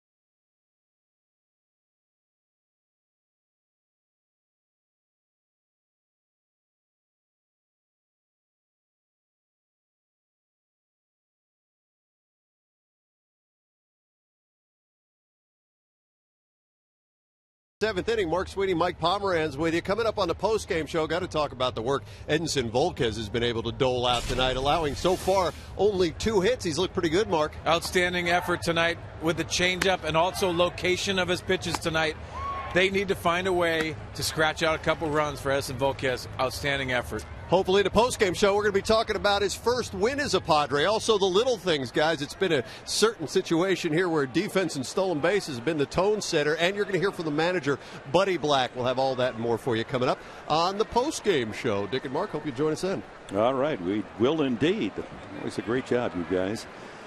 Volquez, back-to-back outings. Last time against Washington, 7 innings, only 3 hits, 1 run, 7 strikeouts. Now he goes into the 7th inning tonight. Only 2 hits. He has struck out 4 and walked but 2. Corey Hart, then Ishikawa and Gonzalez to bat in the Brewers 7th. Hart struck out and grounded to third. A good backhand play made by Headley in the 4th inning. He has struck out 4 times in the 2 games of this series. And he's down on the count 0-2. Well, that's a good sign. Pitch number 91 and the fastball at 93, pinpoint control in the outside corner.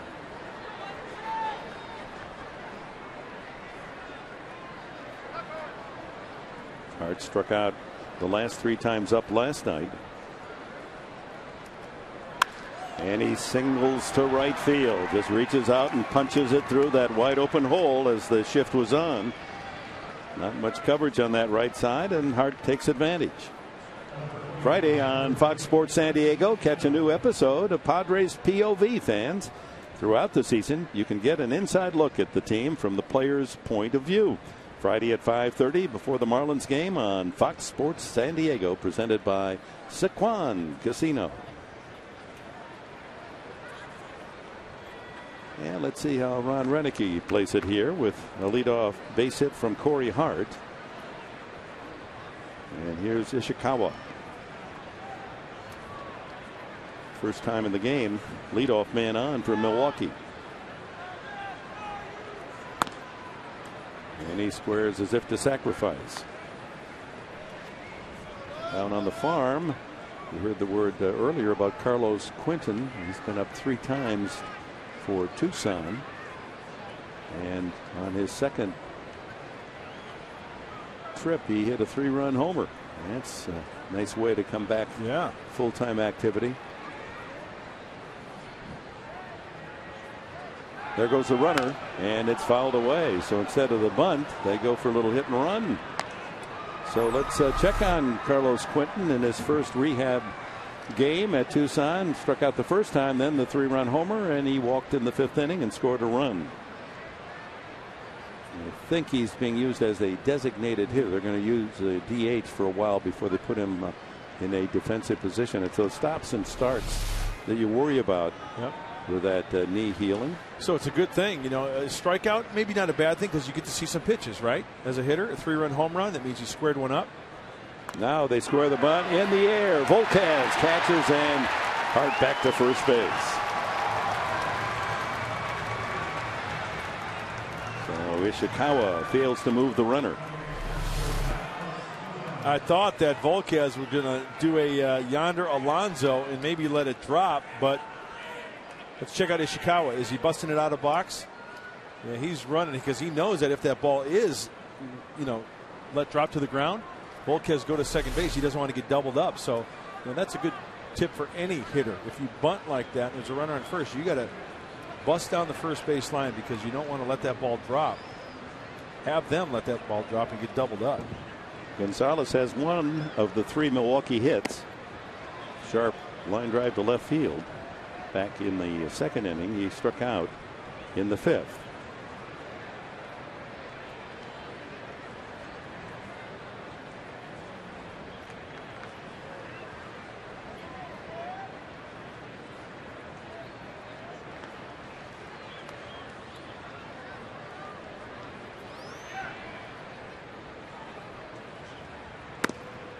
Mm.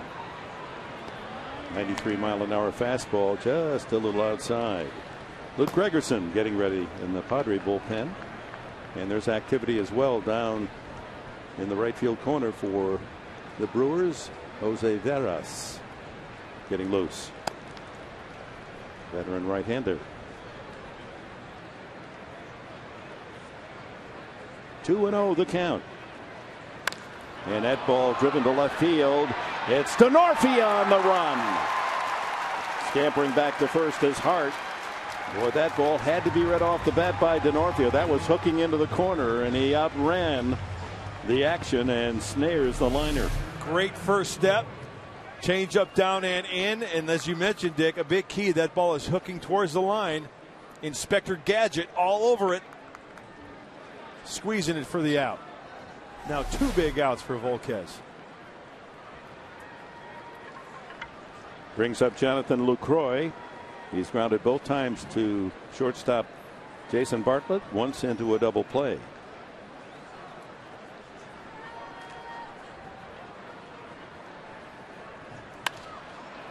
right at Hudson. Easy toss to first, and the inning's over. 7 terrific innings by Eddie Volquez.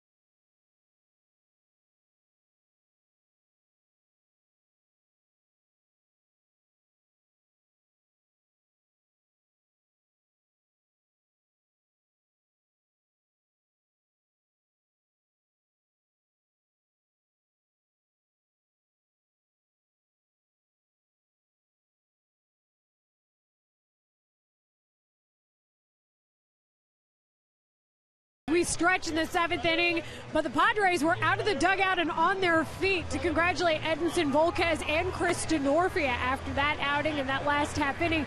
Dino with the big catch, and the guys were cheering him on and giving him high fives. Volquez as well, the dugout hopping as we get ready for the rest of the 7th. Dick Grant, Mark Enberg. Dick Enberg, Mark Grant. Sorry about that. Back to you. I'll take that. I'll take that? Mark Enberg. I'll take that.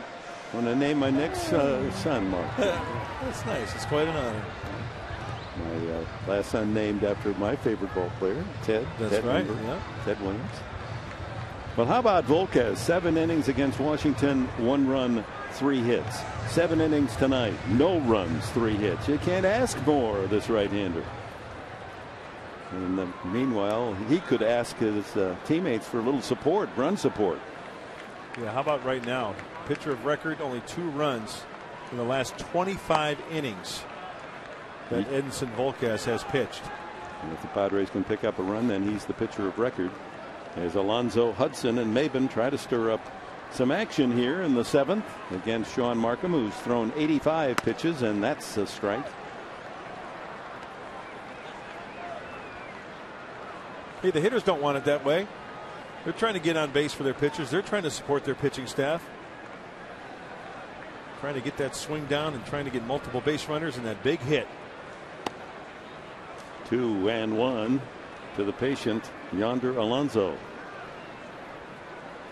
Both at bats tonight sent ground balls directly at Ricky Weeks at second base. And he works it to 3-1. Change up. This is the inning right here. Crooked number.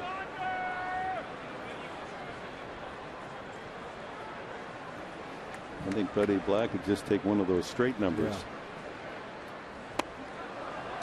It's that cutter of his, man. It's a good pitch. Hudson, who is a walk and a single, is on deck.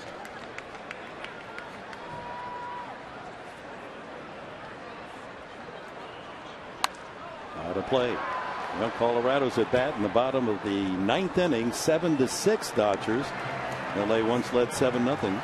Arizona beat Washington 5-1, and Miami has a tenuous lead at San Francisco in the 8th, 2-1. And so the NL West games. Full count. Ooh, just got the head of the bat on that changeup. Way out in front, but still alive. Yonder Alonso.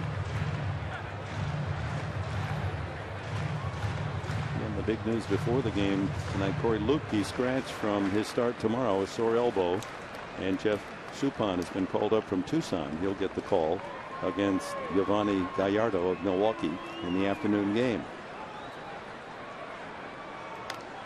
Fouled again.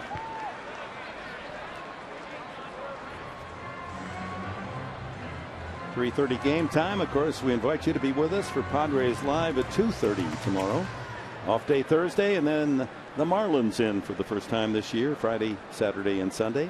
Anthony Bass will be going Friday night. And folks want to come out and see this fine young 24-year-old pitcher work against Josh Johnson. Off to an 0-3 start. High, ball 4. Well done by Alonso. He worked hard for that walk, and Markham has given his 4th base on balls of the game. Hey, meet the Fox Sports San Diego girls, Brittany and Krista. Update your status and follow them online as they keep you posted on what's happening in San Diego sports. It's so easy. Like them on Facebook and follow them on Twitter. Your all-access pass is just a click away. All the Twitter, huh? Mm-hmm. So the leadoff man on with a walk. And that's usually a good sign. How many? We figured it out last year. There he goes on a hit and run. He better get back as that pop-up is going to be gathered in by Gonzalez, who tried to bluff Hudson as if that ball wasn't in his direction. So first ball Hunting, rather Alonso gets back to first as Hudson pops out.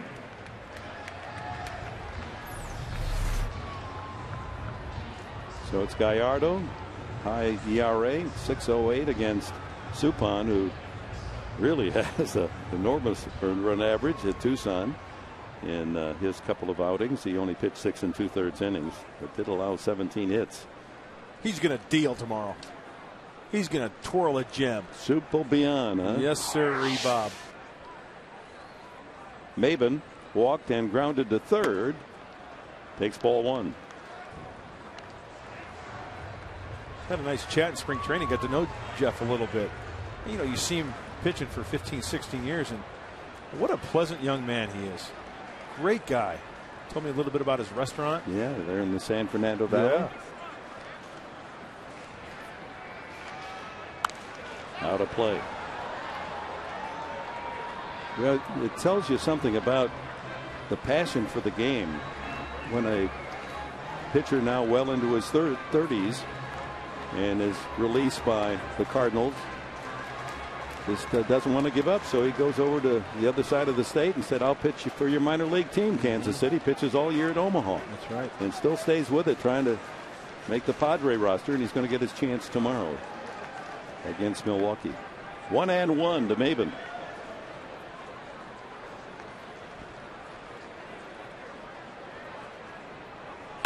Ground ball to deep short. There's one, and no, maybe not. Is that the transfer? Let's see. No, they call him out on the transfer. Maben safe at first on the fielder's choice. They weren't going to double up Maben anyway. Let's see how this transfer happens.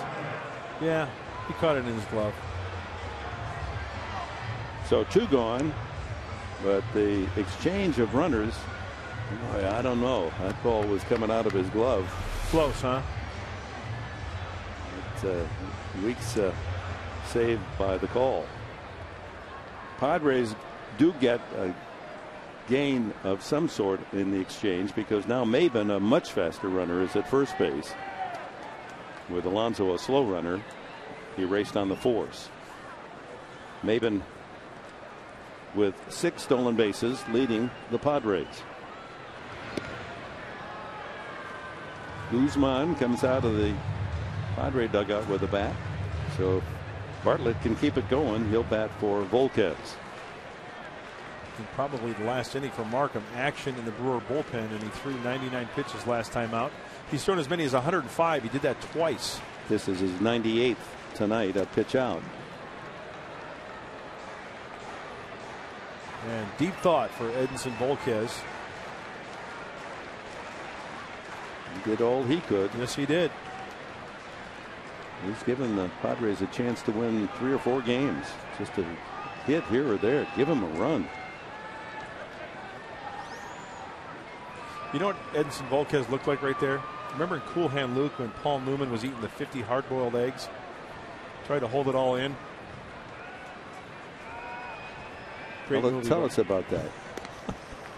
Well, he had eaten the 50 hard-boiled eggs, and he won the bet.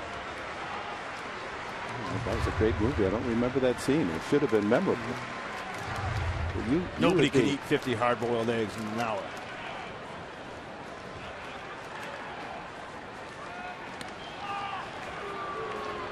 If I ever get on that quiz show, you have to call a friend, and it's in the trivia, music You've got my and number. movies. I mean, you'd be. In fact, you should. You can try out for those shows. You ought to get on those shows. I'm having too much fun with you. No, but after the season, I'll come in. I'll be your agent. There goes Maben struggling, and that ball is dropped by LaCroix. And Maben started, stopped, and still went. And fortunately, LaCroix didn't handle the pitch cleanly, and Maben has steal number 7. High breaky ball taken, and it's just boxed by LaCroix. Very catchable ball. So a runner in scoring position. Start, stop. He sees daylight. Into scoring position. Padres have had men at second base most every inning tonight. This is the 5th time. Borderline pitch there. 2-1 to Bartlett. Grounded into a 6-3 double play in the 2nd and lined to center in the 5th. When's the last time the Padres have had like a broken bat bloop double somewhere to score a run? How about one of your duck snorts? Yeah, that's fine with me. Fouled at the plate. 2-1. From a changeup down 2-0 on the count. Guzman ready if needed. And the scoreboard now corrects itself. 2-2.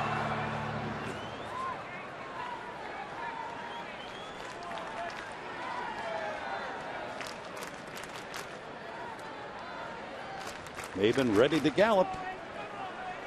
2 outs.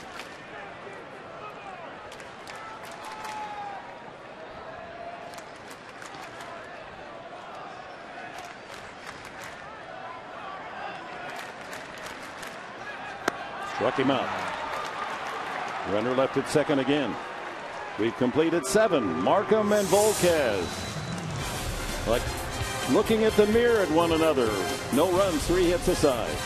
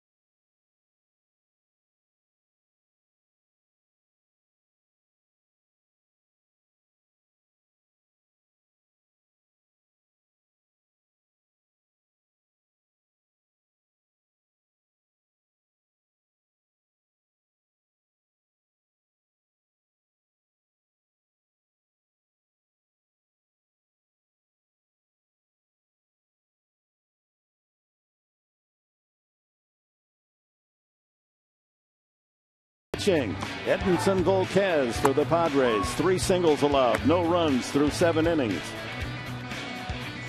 Sean Markham with the answers for Milwaukee, shackling the Padres. 3 singles. Struck out 6 on his way to 7 shutout innings. Neither will figure in the decision. It'll be up to the bullpen, and Andrew Kashner comes in to work the 8th inning for the Padres. Well, that was fun to watch. Both Volquez and Markham, as Andrew Kashner now will grab the rock and go to work. Opponent's batting average only hitting 175 off the right-hander.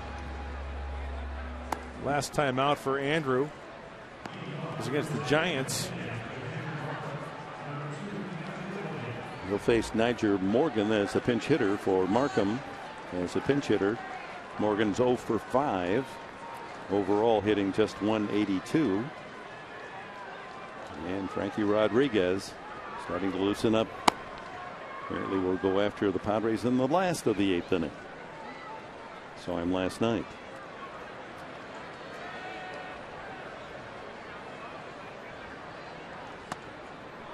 First pitch, 98. He has so consistently thrown that first pitch at exactly 98 miles an hour.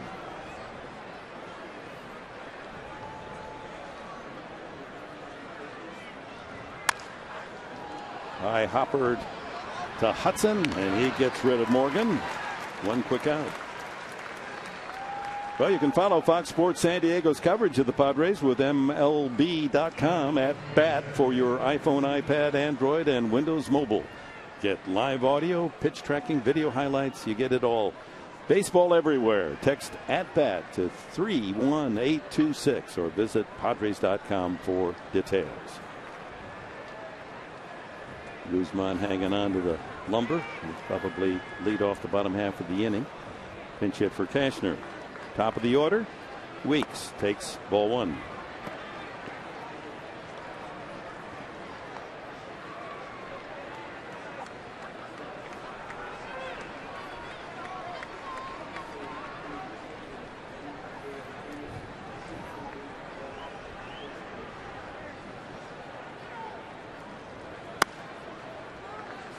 Well, that one looked even faster than the first one, but it was also clocked at 98. Well, I had to check, but the last time Kashner was out there was on Friday against the Giants, so 3 days rest for the right-hander. He is fresh. Another chance for Hudson. That one is right off the knuckles of Weeks. 2 away on ground balls to the O-Dog at second base, and here's NORICHIKA AOKI. I'll tell you what, that's got to hurt the thumbs, that last pitch from Kashner. Down by the label, that bat.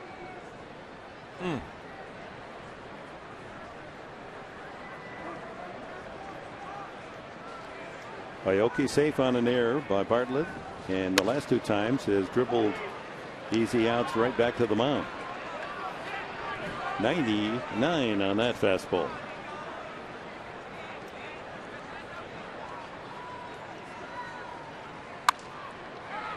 Slapped foul down the left field side. DeNorfia won't have a play. Andrew Kashner should just be able to knock the bat right out of Aoki's hands with that 98, 99 mile an hour fastball.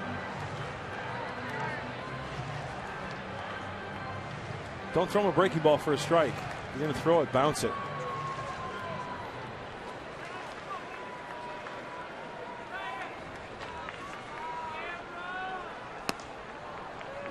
Raced the fastball.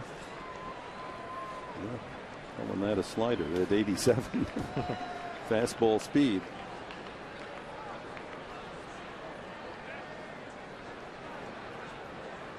Two outs, bases empty. We're in the top of the 8th inning. A scoreless duel here at Petco Park tonight. 2 great starting performances. Oh, that was a strike. Throws him another slider. Looked as if it was knee high right on the black. Yeah. Volquez saying, what can I do to get my first Padre win? Foul back.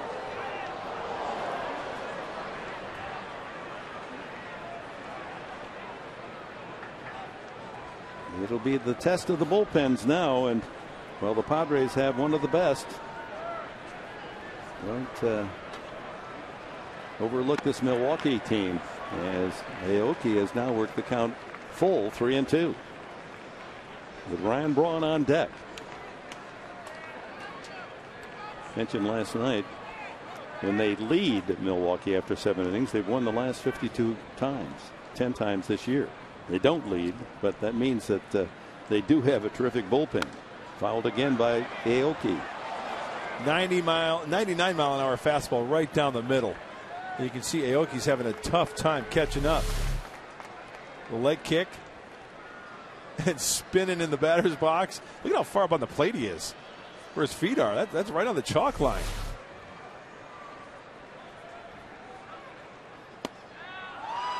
Ball 4.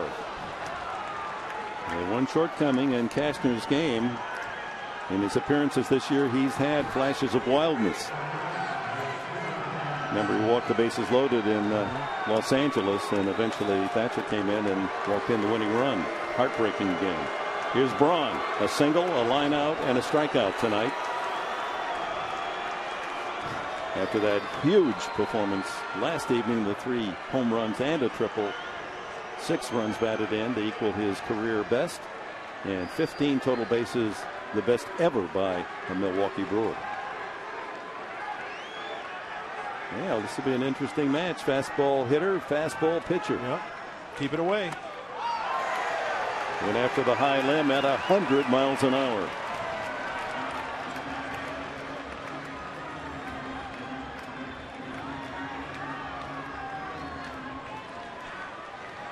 Talking to himself, Braun.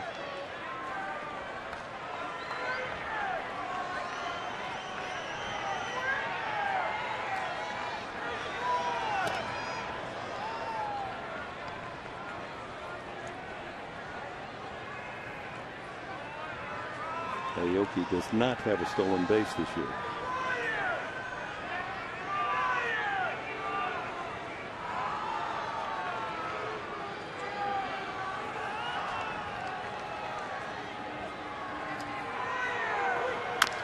Nice. Cashner flips for the out. Well done. Andrew Cashner takes care of business in the 8th. The Padres will come up with a pinch hitter, then the top of the order in the home half of the 8th.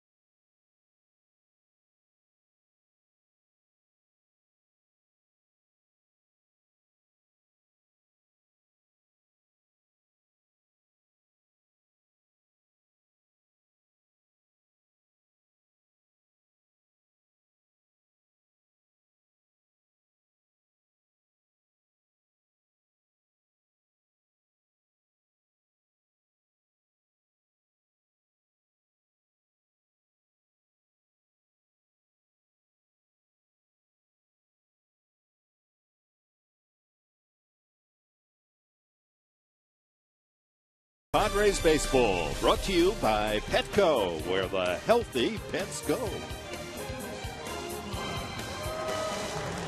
No score. Goose eggs galore here at Petco Park. Bottom of the 8th inning. 3 singles each side. Into that last inning as Braun made the final out. And Orlando Hudson stops on his way to the dugout. And they go over the latest stock market news. I don't know what that's all about. You got to get back in the dugout and go to hacking. I mean, that's the enemy right there.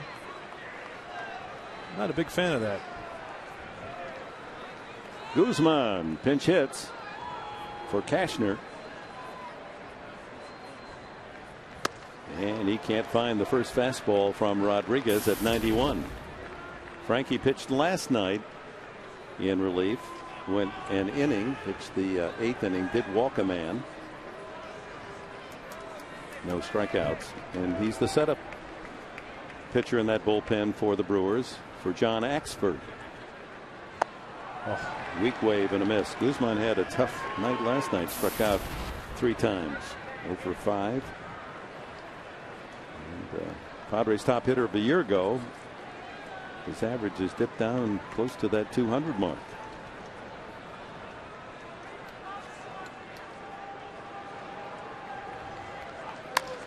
Up the middle, but Weeks there at second base to throw him out. Well, time now for our Carl's Jr. star of the game, and Edinson Volquez certainly earning that honor. Outstanding tonight. Only 3 singles allowed, no runs, a couple of walks, and 4 strikeouts for the 28-year-old right-hander.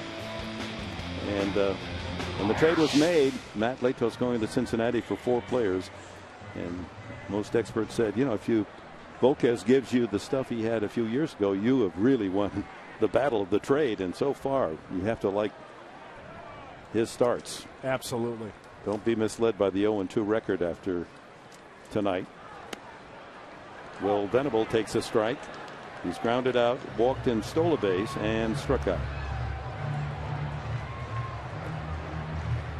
Denorfia, Headley, and Hudson have the hits, the singles for San Diego. And Milwaukee, it's Braun, Hart, and Gonzalez with 3 singles.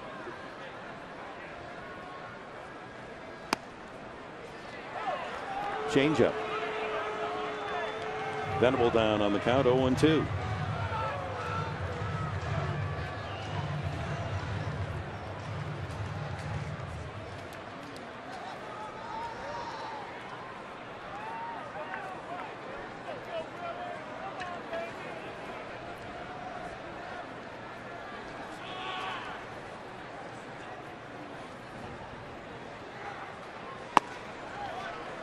Put a little extra on that fastball, 91, but as we said last night, it's not the same kind of high velocity that Rodriguez had when he came up as a rookie with the Angels back in 2002 and helped them all the way to the World Series title. Ron Renicky, of course, the coach on that team, as was Bud Black, his pitching coach. Up the middle, behind second, into center field. The Mark Grant special, a ground ball to center field. I love the grounder to the center fielder. Nicely done, Will Venable, right up the gut. A breaking ball, right over the rubber, right over second base. And that's a knock. Well, that dissected the bag on its way to center field, didn't it? So a good base runner aboard with 1 out here in the home half of the 8th inning. Chris Denorfia called back, and Mark Kotsay is going to pinch hit for Denorfia. Brewer last year was Kotsay. Chance here to put a bite into his former teammates.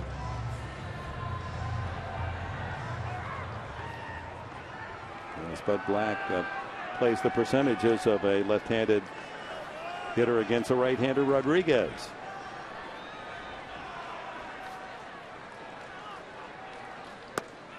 Takes a strike, a fastball. Well, you talk about a guy who's put together great at-bats. And, of course, Dick, you mentioned it, the way the Padres are swinging the bat off the bench. Doing a great job.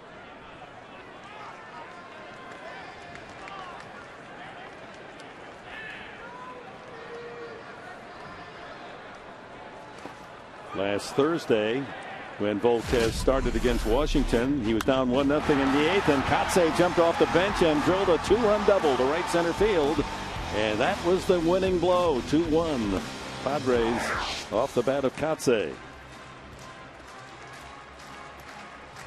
See if he can deliver again with speed aboard at first base in the form of Will Venable. Chase Headley on deck, 1 out, bottom of the 8th. 1 ball, 1 strike the count.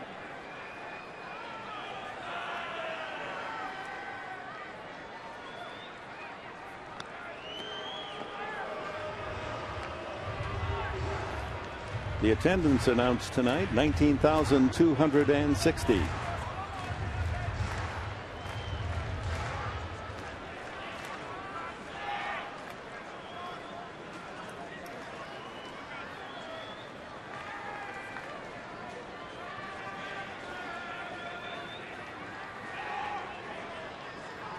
That ball is hit well to right field. Way back. He will touch them all. Kotze does it again.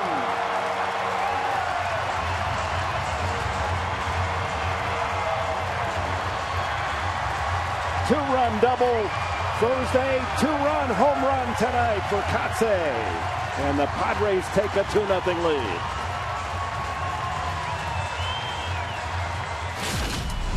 A 1-1 pitch hit out of the yard. First pitch fastball away. He does not bite on the breaking ball. Oh, come to Papa. Fastball, outer half, full extension, and just like that, one swing of the bat, 2 points for the Friars. Mark Kotze coming through once again. Well, that was the first acquisition by General Manager Josh Burns. He wanted a player like Kotze, a clubhouse leader, a man who can come off the bench and give you that big pinch hit. And he has delivered again. That's 2 wins if the Padres can hold on to the 2-0 lead off the bat of Kotze in a week's time. Unfortunately for Volquez, they came after Volquez had left the game. Headley 1 for 3 and a couple of strikeouts. Only the 12th home run for the Padres all season. A big one.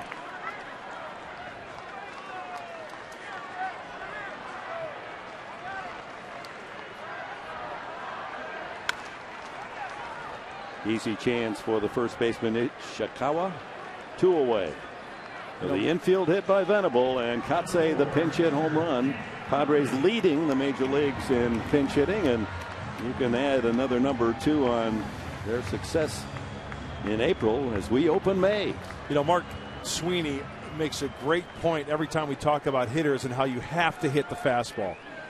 Mark Kotze crushed that fastball out of the hand of Rodriguez. All over it. It's his 4th pinch hit home run in his outstanding career. Mark Kotze. Here's Hundley. Oh, he deserves a base hit. He's hit it on the nose 3 straight times. Nothing to show for it. Line to center, line to left. Ground ball to short. Curveball outside, 2-0. Houston Street getting ready. 9th inning will be his. Now that'll pick up the spirits in that dugout. You betcha. 2 balls and a strike. Hundley, he keeps it going. Alonso's on deck.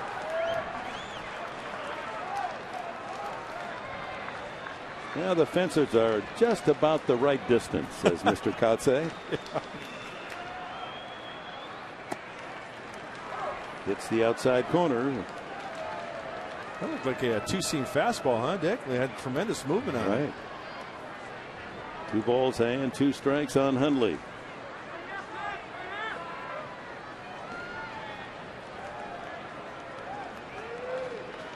Looking ahead to the 9th, the Street will face the middle 3 in the Milwaukee order.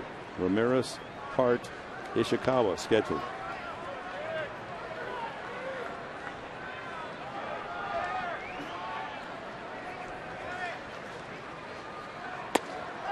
On the outside corner, Hundley thought that one and the one before were outside, but he's punched out by Rodriguez. But infield single, or center field single for Venable, and this is the big blow. Home run, Kotze.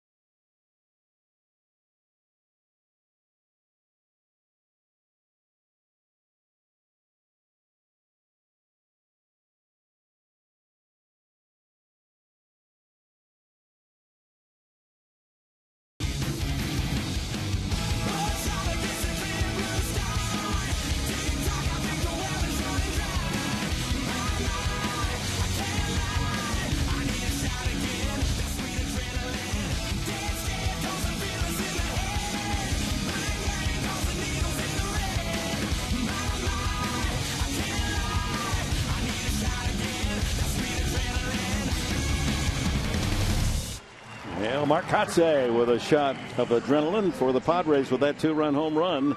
And the Padres take a 2-0 lead into the top of the 9th inning, and Houston Street in to try to secure the victory for the Padres.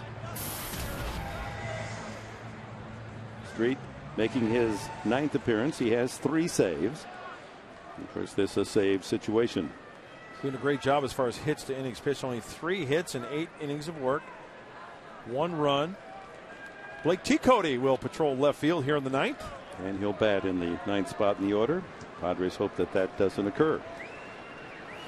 Ramirez, Hart, and Ishikawa stand in the way. Ramirez 0 for 3, but flirted with extra bases and a possible home run his 2nd time up. Took Denorfia right to the wall in left field.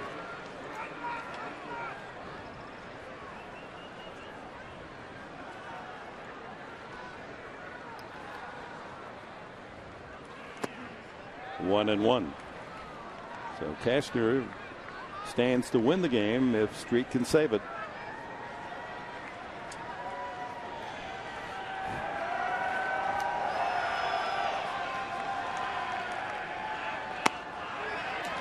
Here we go. No. 2-1.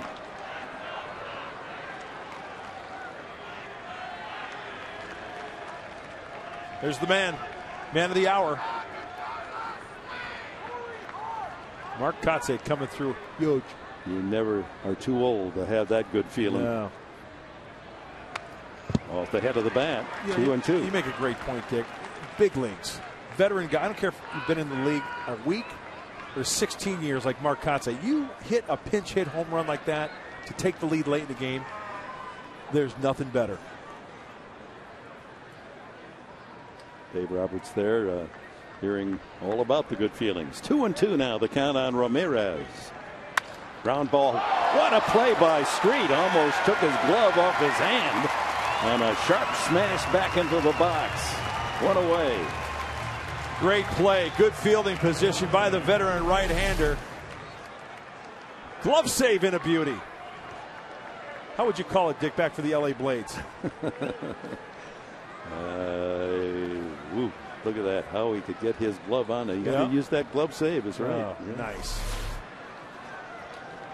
Quick feet, too. And you made an excellent point. There's a case where the perfect follow-through position to field that ball. If you're a little off balance, that ball's in center field. One away. And here's dangerous Corey Hart. 6 home runs on the year. A single last time up as he beat the shift. Single through the right side. It's not as drastic tonight as it was last, as Hudson still is on the second base side of the bag. That one's foul deep down the right field line. Street in front, 2 strikes.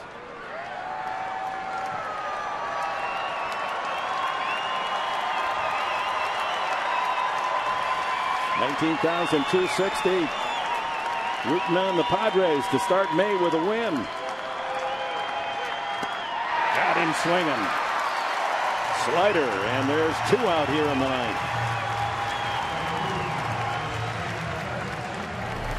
Hart has now struck out 5 times in the 2 games. There are strikes, then there are quality strikes. And this is a quality strike that ends up a ball off the plate, but Hart has no choice but to offer it that pitch, being in the hole 0-2. Ishikawa, who replaced the injured Matt Gamble back in the 2nd inning when Gamble ran into the barrier down the right field line trying to go after a pop fly. Had to come out of the game. He takes a strike. Ishikawa's walked, grounded out. Tried to sacrifice in the 7th, but bunted in the air. Captured by Volquez.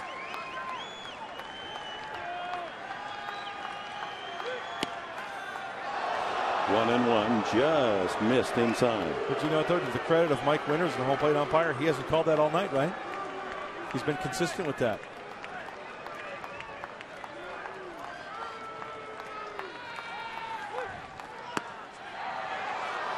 Outside, 2-1.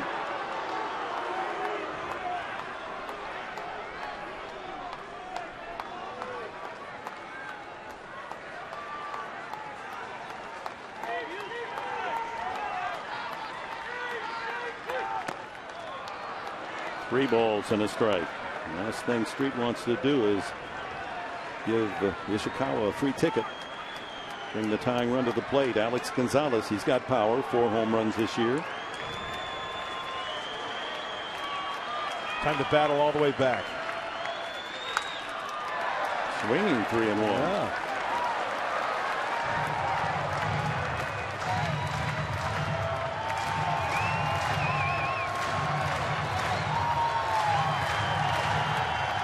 Three balls, 2 strikes. Bases empty, 2 outs in the 9th. Street trying to barricade just that. The street for the Brewers. Here comes the 3-2 pitch. Just fouled away by Ishikawa. But he's gone after ball 4. Wanted it away. Hit the glove, and that's something that a catcher cannot practice. That foul tip that just misses the glove. The pocket of the glove.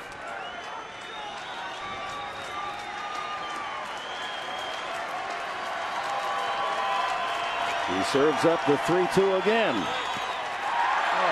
Wow, just did spin that one out of the glove of Nick Hundley. That one was closer than the previous one. This catches more pocket. In and out.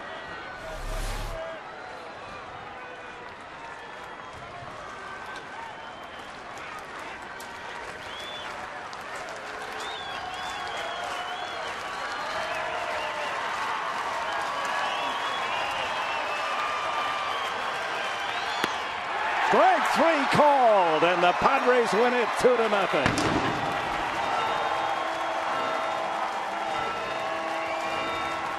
Houston Street comes in to retire the Brewers in order in the 9th, striking out Hart and Ishikawa. And that combined with a 2-run pinch home run by Mark Kotsay, giving the Padres a hard-earned 2-0 shutout win tonight here at Petco Park. And we know Mike Pomerantz has a lot coming up tonight. Oh, you bet we do. Coming up on that postgame show, gang, Mark Kotsay just doing it again as a pinch hitter. We're going to see just how he's been able to be so successful. Edinson Volquez, a great night. We'll look at that, and you'll hear from Buddy Black on the postgame show.